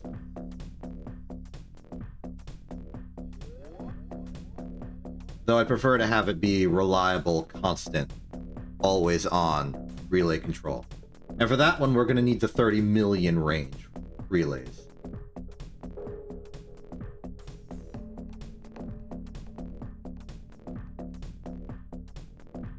That's later. I'm endeavoring to try and get my streams to a good middle ground of I've done a lot in a particular stream and I don't destroy my own energy. So I'm gonna end it basically here.